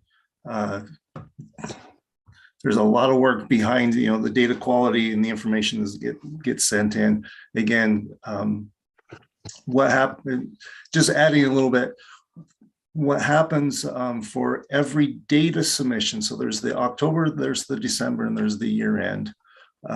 There's a huge collaborative effort that goes on between our staff, data and statistics, with the IT staff on the UTREX team, and then with every single LEA. As we communicate back and forth, they submit their information. We do what we call a courtesy review about 2.5 weeks before the data submission's there, as we go through, review all the information, look for anomalies, send it back to the LEAs for their teams to review. And there's kind of this back and forth and going forth and trying to find, the anomalies. What happened, again, this one was missed in the end of year, but then through the efforts of Alpine in looking really closely at the graduation rate, saying, hey, we're seeing something, what's going on? Took some sleuthing to find what it was. And then we found that, okay, all right, here's resolution, and just the efforts of everyone to say, okay, let's come up with a viable solution to get this fixed. Again, call out, like Scott said, to Alpine School District, to Brandon, and to Twitchell. There's 2 Twitchells out there, sorry. Scroll real quick. Gary, sorry, Ron's the other Twitchell, and he's in Alpine. Anyway, the work that they're doing, and then to my staff, in particular to Callista Glenn and to David Mackey for just going above and beyond and helping us work through this. Yes, there's still a little bit more work that we're working on now. I'm also working with the finance team and MSPA to get things corrected. But great work on everyone's part, and just their dedication and their expertise. So shout out to them. Thank you. Great. That is such a great report. And you know, as you were talking, we really are so dependent on these outstanding professionals in our LEAs and the work and the, you know, the ethics and the assistance that they provide for all of us. So I'm glad we were able to do this, and thanks, Aaron, for pointing that out. Thank you. Our next, Madam Chair, I'll just pause. Are there any questions or concerns from committee members related to? I'm not seeing anything, Okay. no. Then, ma'am, if we could progress to the Eco Pass, and I can provide background on this. If you and committee members will recall, we had proposed a increase to the split of the cost of Eco Passes. You know, the employees do pay that cost, and then you as the committee recommended to the board that it be increased to 85% to, you know, from the board's budget, and then 15% for it. And we just wanted to see that as a result of, then of course the board ratified that, the participation has increased greatly. You know, this is our opportunity to, on behalf of our employees, thank the board for your consideration of, you know, the fact that, you know, we're looking out for the best interests of our employees, and that, you know, your decision, well, ultimately the board's decision, your decision to recommend to the board, and then their decision for the 85-15 made a difference to employees. And we anticipate too, you know, I'd asked Cami about this. I said, well, what does it look like during the winter months? Does it go down, or, you know, and obviously, you know, this is the September to October comparison from where we were at before the board ratified 85-50. And then now, but we anticipated increasing even anymore. And we just wanted to make sure that we took this opportunity to thank the board for their support of employees. And of course, you know, the second and third level effects of Eco Pass, or, you know, utilization of the public transportation, has those second level effects on, you know, the environment, right? You know, and goes along the lines of the support to the, you know, the governor's intent of reducing emissions, things like that. So thank you for this, but you know, we just wanted to make sure we recognized and expressed our gratitude for that ratification of the board for the 85-15. So any questions or concerns there, ma'am? Doesn't look like there's any, but that is wonderful graphic to see. And I love data, and that is just fabulous news to see that that's actually helping, and our employees wanted to use it, and it's helping the whole state. And it's a great piece of news to celebrate. Thank you. Yes, ma'am. So I think there's another one, right, Cami? Yes. So we wanted to make sure that we recognize the fact that, and I believe that Cole Shakespeare is here. So why don't, and Neil too. Is Neil here as well?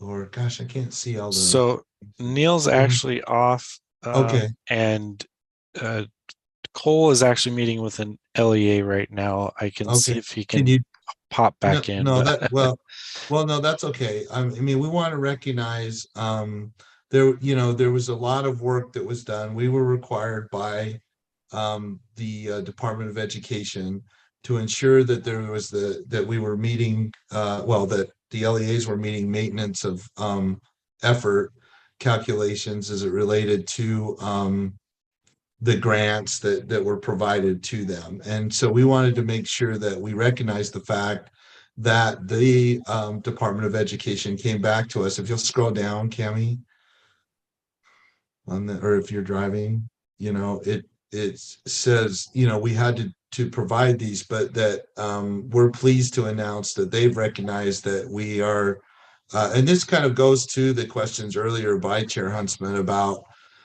you know, how well are we managing our funds, and making sure that we're meeting maintenance of equity and that there isn't any unintended consequences of the ESSER or ARP dollars.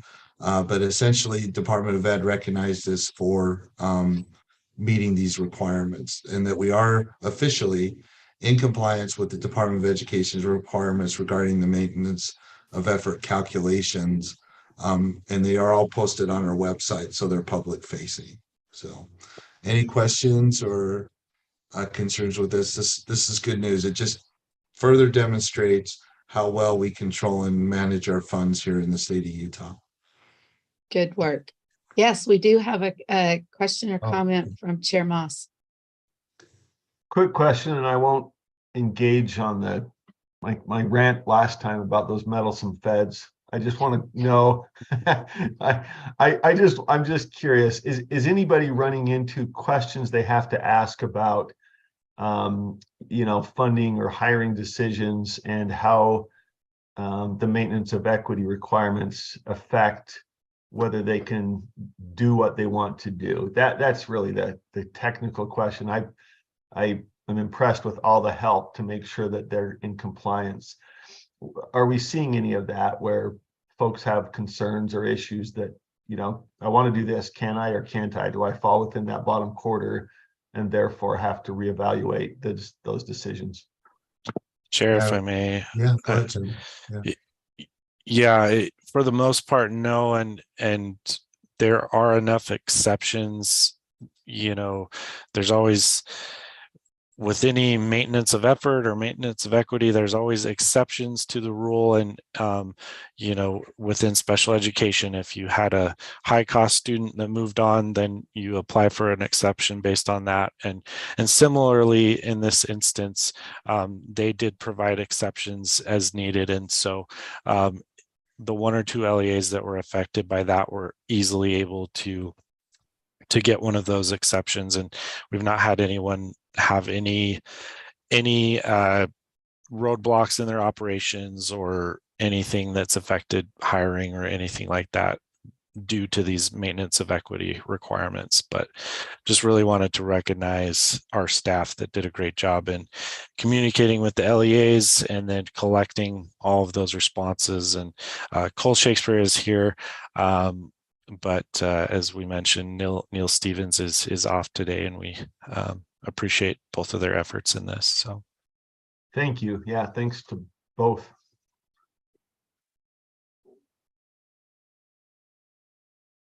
All right, that's wonderful. Thank you.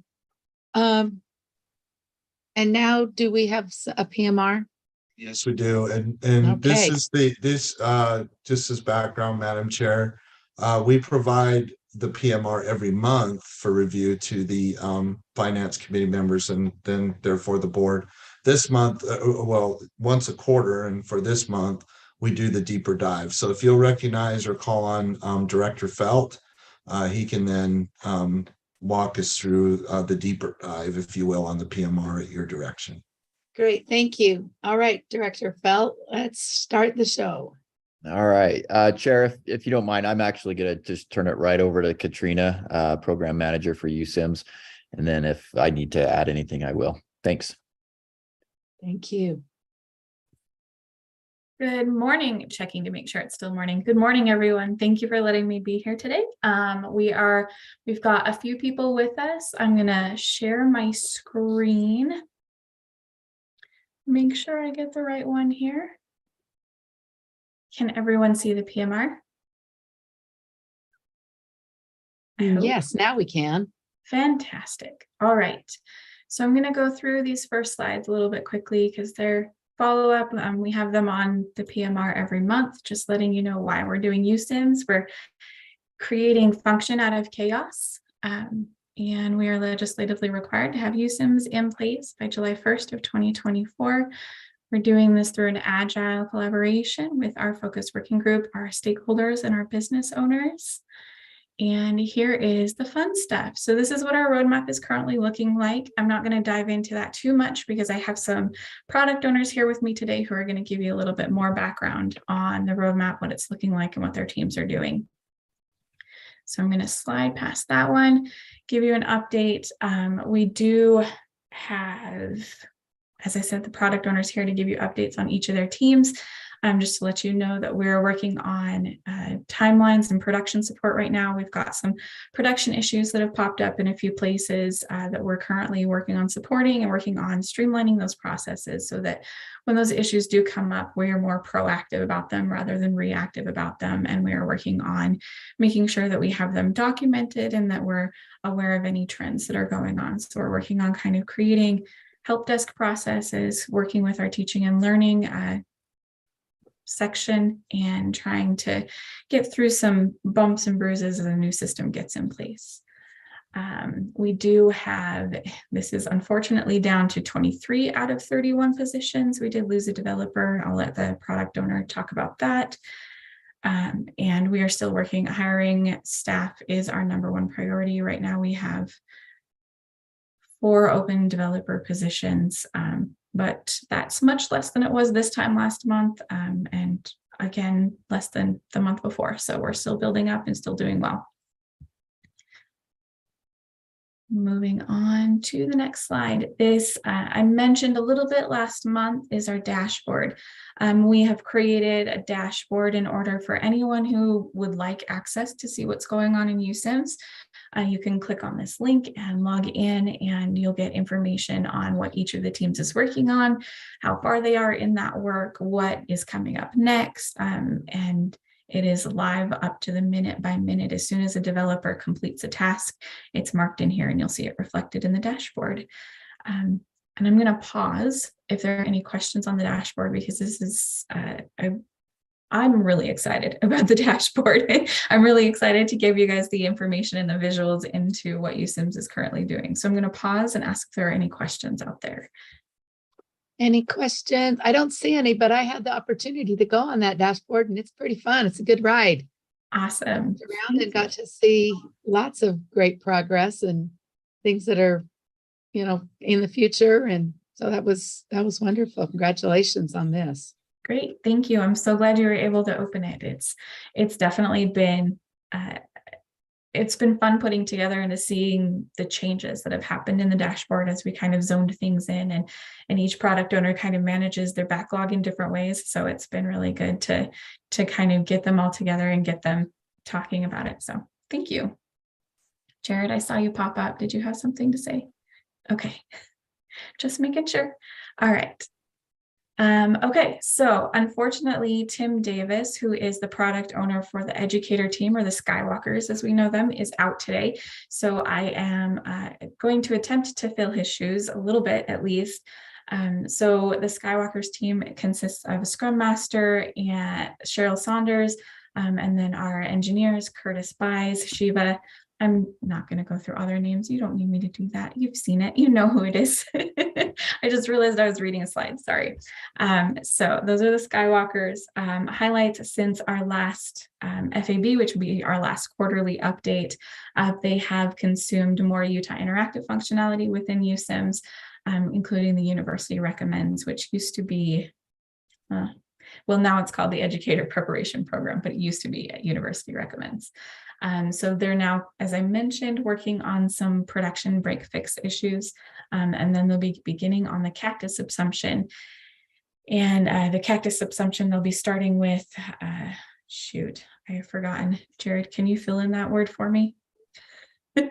They broke it down this week and Tim added it, and then I didn't get it because we did the backups before this week. Anyway, you'll see it inside the dashboard if we don't have it. So any questions on that before I turn it over to our product owner for the Wizards team, Mark Wattups? Looks like it's clear sailing. Sweet. All right, I'm moving right along. Okay, just real quickly, we did complete, since we last met, we did complete the groundwork for the student demo record. Just the student demographic record, the basic data needed for that so that we could progress forward with assessments. And that's moved up in priority. I'll get to that in just a moment. And so just wanted to give that update. we're finishing up the USIMS user homepage, which will be, for those of you that were here and might remember this from our last meeting, it's really kind of that central location that you'll be able to get reporting information and what have you, that across all of USIMS, that'll kind of be the central access point for functionality that we give you to view into the data. So we've been working very closely with Aaron Bruff and his group, and just trying to understand when it comes to assessments, how that might affect that user homepage. But the focus right now is just getting the foundation in place so that each of the different teams can start developing and using the functionality that's in that homepage.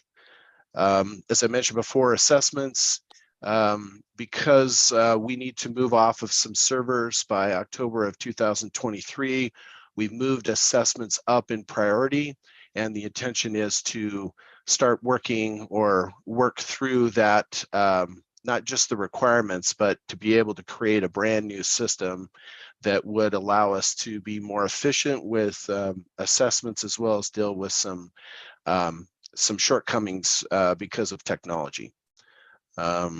Yeah, we continue to work through that, and we'll continue to give you updates through the through that dashboard that Katrina talked about earlier. One piece of news we did, since this slide was created, we did have a new senior developer that started. As Katrina alluded to, we did lose them due to some family issues. They put in their resignation this week.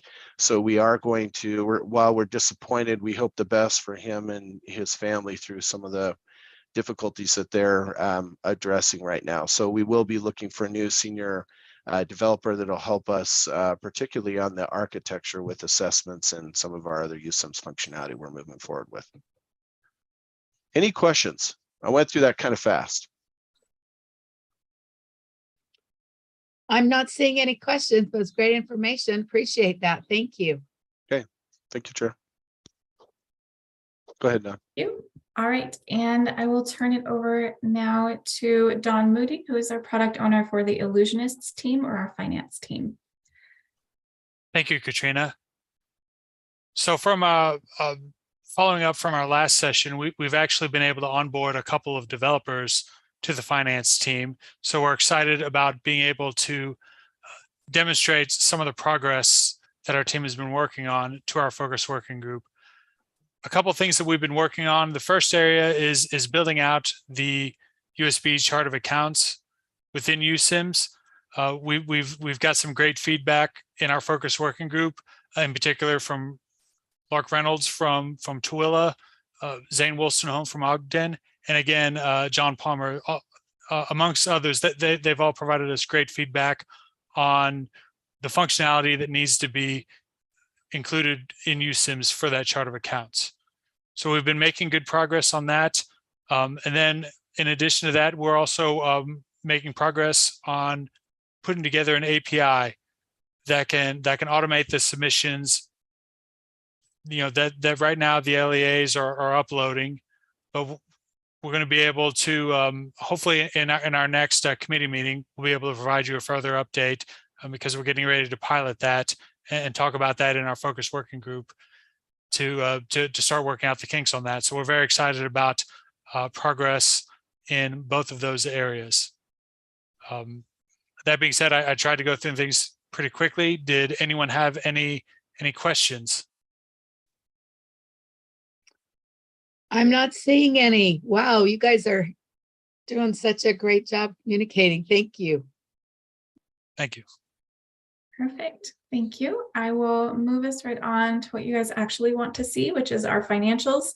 There was a bit of a glitch with the state closing the USIMS PO, so we haven't had any salary updates for contractors in a few months. We've been working through that with them. So this is, you'll see quite a bit of movement next month, maybe the month after that, as we get these fixed up. But that is all for the financials. as always, we have upcoming focus working groups and sprint reviews and functional advisory boards. We were originally intending to have an in-person functional advisory board at the beginning of February.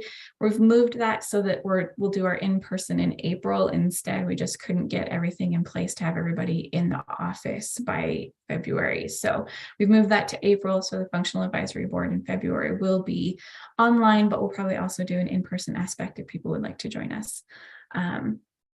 And I think that is all I have for USIMS. Are there any questions, USIMS in general? I know there's been a lot of talk about it this week. I'm not seeing any questions. Board members have any questions? I got some thumbs up. So I think we're great. Okay, well, thank you for your time. Lovely talking to all of you. I don't know how Appreciate you your find, do they have like this awesome button someplace? I can't find mine. Yeah, they got special keyboards, don't they? Somebody must have one. Okay, back to Jared. Thanks, Chair. One last thing I just wanted to point out, I think most of you know, but Katrina Brinkley is part of the task force, the reporting task force. And so she's there to capture all of the incoming requirements. As you heard yesterday in board meeting, that is a large project that's going on, a lot of moving parts. And so a lot of work being done on the back end to get that done. And then we've got a lot of work on the front end to develop all of those requirements into USIMS. So just wanted to point that out. Other than that, I don't have any other anything else. So turn it back to you, Chair. Thanks. Great. Thank you so much. Okay. The congratulations are going to continue, correct? Superintendent, Deputy Superintendent Jones? Yeah, For item yes, 11? ma'am. And Madam Chair, just before we just move off of the PMR, I also want to inform Finance Committee members that I do share this PMR after you vet it with legislators. I do send it to Representative Ballard, or I will send it to Representative Ballard, Senator Andrick, Senator Owens, oh my gosh, Representative Lisenby and Senator Andrick were the bill sponsors for pretty much, what created USIMS. So I just want to make sure that you are aware and make the board aware and the public aware that I'm also sharing this information with them, but after you see it, okay? So to do it. And then the reason why I share it with Representative Ballard is more along the lines of the financial, financial domain of USIMS, because she sponsored House Bill 67, which is, and as a parallel process, we are working with the LEAs to determine the best use of the 4 million one-time money that stemmed from that. So I do want to make sure that you're all informed that we do communicate with legislators as well, but it's only on an information basis, right? And only after we've provided you the update and addressed. That's great though. Okay. It gives them their ROI and makes them realize that was a great choice they made to guide that through. Wonderful. Yes, ma'am. The feedback I get, I think the overarching concern is time, right? That, and we are doing our level best. We don't want to rush to failure. So I really sincerely appreciate Katrina and her management of the project, to do that. We understand that the code requires that by July 1 of 2024, USIMS be fully operational. This is another reason why we're trying to update them, concurrently with you, the board, is to ensure that they see that progress is being made towards that ultimate date, while at the same time balancing all of the other, shortages of programmers, things like that. I have to say that they've been pretty understanding and pretty supportive of the fact that, there's just some things we can't control, and appreciative of us providing the periodic updates to them as well. So thank you, Madam Chair. So thank you. Okay, so the outstanding LEA UPEF submissions. Right, just as background on this, and we can turn it over to Director Yuri and or John Palmer. It is an information item. We do provide this information item in every one of your November meetings because it's essential that you're kept up to, well, you and the board are kept up to date on, you know, what is a really, you know, in addition to the October 1 head counts as being a high priority effort on the part of our LEAs, so are the submission of their year-end financial reports, which are due on this time frame. So we always try. This is not by no means a gotcha type information item. This is just to ensure that everybody's aware of where we're at as far as that critical key submission date by our LEAs of their financial reports.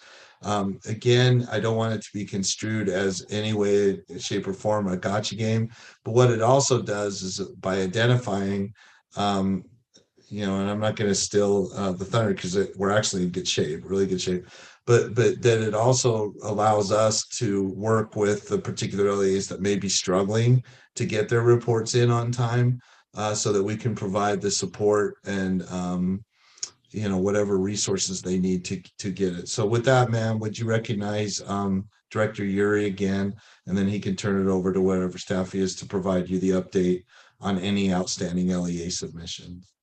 Thank you so much. Representative Yuri, you just got a big bump up too.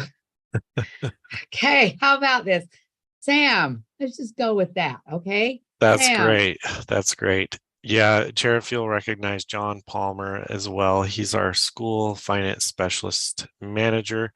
And just want to give his team a lot of credit for their work with the LEAs and coordinating their UPEF submissions and getting everything submitted.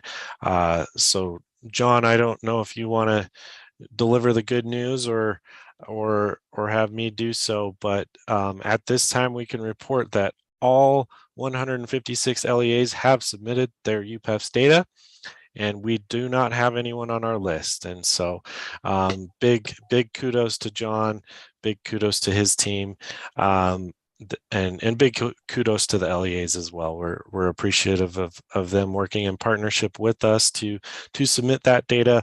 As you know, their financial statements will be due at the end of November, at which point John and his team will then reconcile what's reported on those financial statements to the UPEF submissions, just making sure that there aren't any big discrepancies or anything like that. But we're very happy to report that so far we're in great shape. So That's wonderful news. Yeah. Glad we have that little cherry to put on top of this meeting. yeah, so happy to answer any questions about that process or but I think they're all just smiling and being happy. yes, but Okay. yeah, big Great. kudos to John and his team. They did an amazing job. So Thanks, John, and your team. Okay. Yeah, no problem. All right. Scott. Yep. So ma'am, All right. item number 12 is a perpetual agenda item. We were not, there was no request for data and information in the previous meeting. So what we do is keep it on there though, so that we can check in with you and members of the committee to see if there are any requests at this time for any data and information that we can bring to you in subsequent meetings.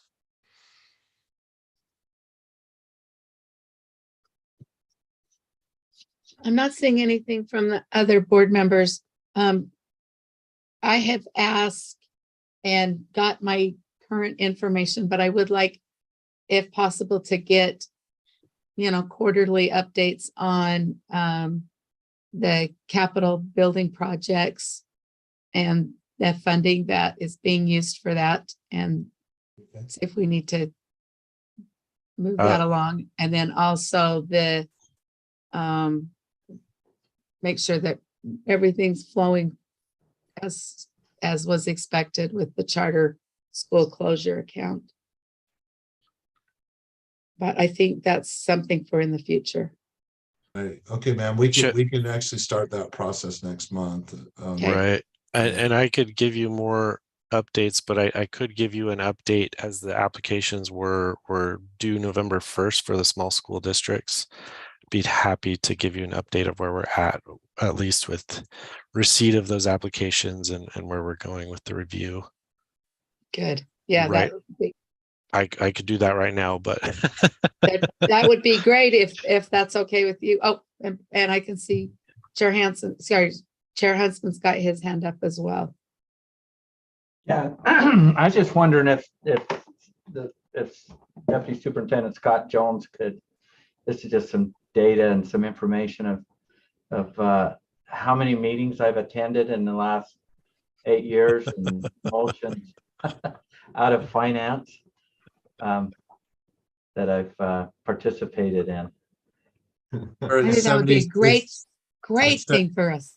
The 76 Finance Committee meetings, sir. You just missed 2 since you became a member of the since you became the chair and were on the Finance Committee. So I thought, well, somebody's keeping track. I kind of know how many I've missed after all those years, but I just, if I could, I mean, I know we've got one more meeting, but I just want to compliment the staff. If I could just take a minute at this moment, Madam Chair. Of course.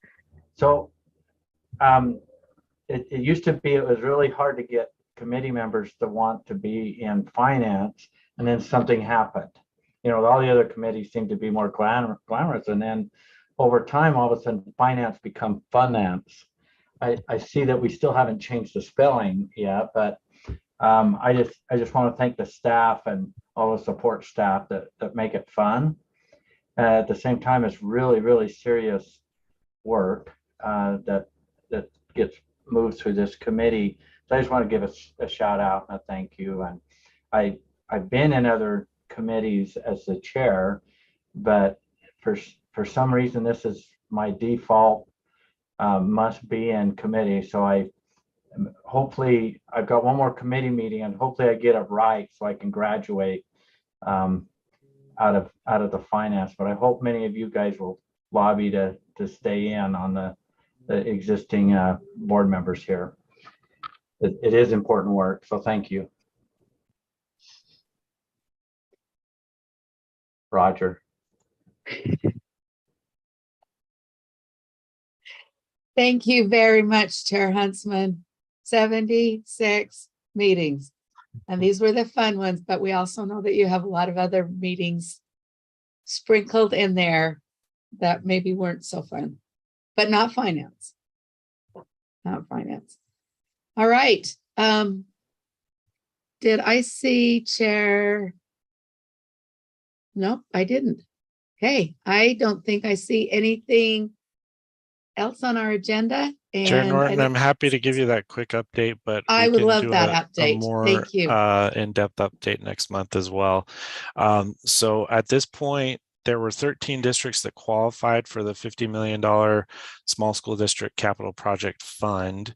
That's based on being in county classes 4, 5, and 6, and having a capital local levy rate requirement. But we've had applications received from Carbon School District, South San Pete School District, Garfield School District, Juab School District, North San Pete School District, San Juan School District, Wayne School District, Morgan School District, and Tintic has requested an extension until the 11th of November, at which time they plan on having an application. So 1, 2, 3, 4, 5, 6, 7, 8. So 9 of the 13 have applied, and we have requests well in excess of $50 million for that funding. I'm still kind of compiling those, and we'll get those out to the panel members, which are myself, Deputy Superintendent Jones, Superintendent Sid Dixon, Dean Dykstra is now on the panel as our school construction specialist, and then we have Jim Russell, who's the director of DFCM, and we have a construction estimator who's recently retired, who's also on the panel, and his name is escaping me at the moment. But we have our first review meeting set up for November 15th of those applications, at which point, if we need any more information from the LEAs, we'll go get that. But we plan on having the panel recommendations, and this is in board rule that was passed, but those recommendations will be forwarded to the board by December 15th, at which point the full board can approve or deny those projects in the January board meeting. So it's proceeding very well, but we'll update you and give you some numbers behind those requests. Again, the requests total at least $100 million. I just got those this week, so I haven't, but even one school district is asking for 49.6 million on their own. And again, we have very specific criteria and score sheet developed with DFCM that we feel like will be very, very good, but we do feel like there's an opportunity to disperse that full fund this year and hopefully get that fund replenished by the legislature. So Good. More to follow, but that's the current update. I appreciate that. Again, finance exceeding expectations. I didn't expect it today, but that was even better. So thank you so much. All right, unless there's other business that needs to be brought before this committee, I would entertain a motion. Actually, Madam Chair, can we just check in with Cammie and make sure that she has, see if she just, before you adjourn, please, ma'am. Cammie, Yes. do you have everything? Oh, Board Member Hart has her hand raised, ma'am. Yeah. Oh, probably for the adjournment. Okay. Yeah, Cammie? I'm you good. got everything? Thank you, sir. Okay. All right. Thank you, Madam Thanks. Chair. And thank you, Cammie, especially for guiding me through this. I appreciate you and Scott very much. All right. Then we've got our motion there from Board Member Hart to adjourn, and let's all vote. Goodbye. Thanks all. Thanks. See you in an hour and a half. Yes. But don't tell the other committees. Okay, bye.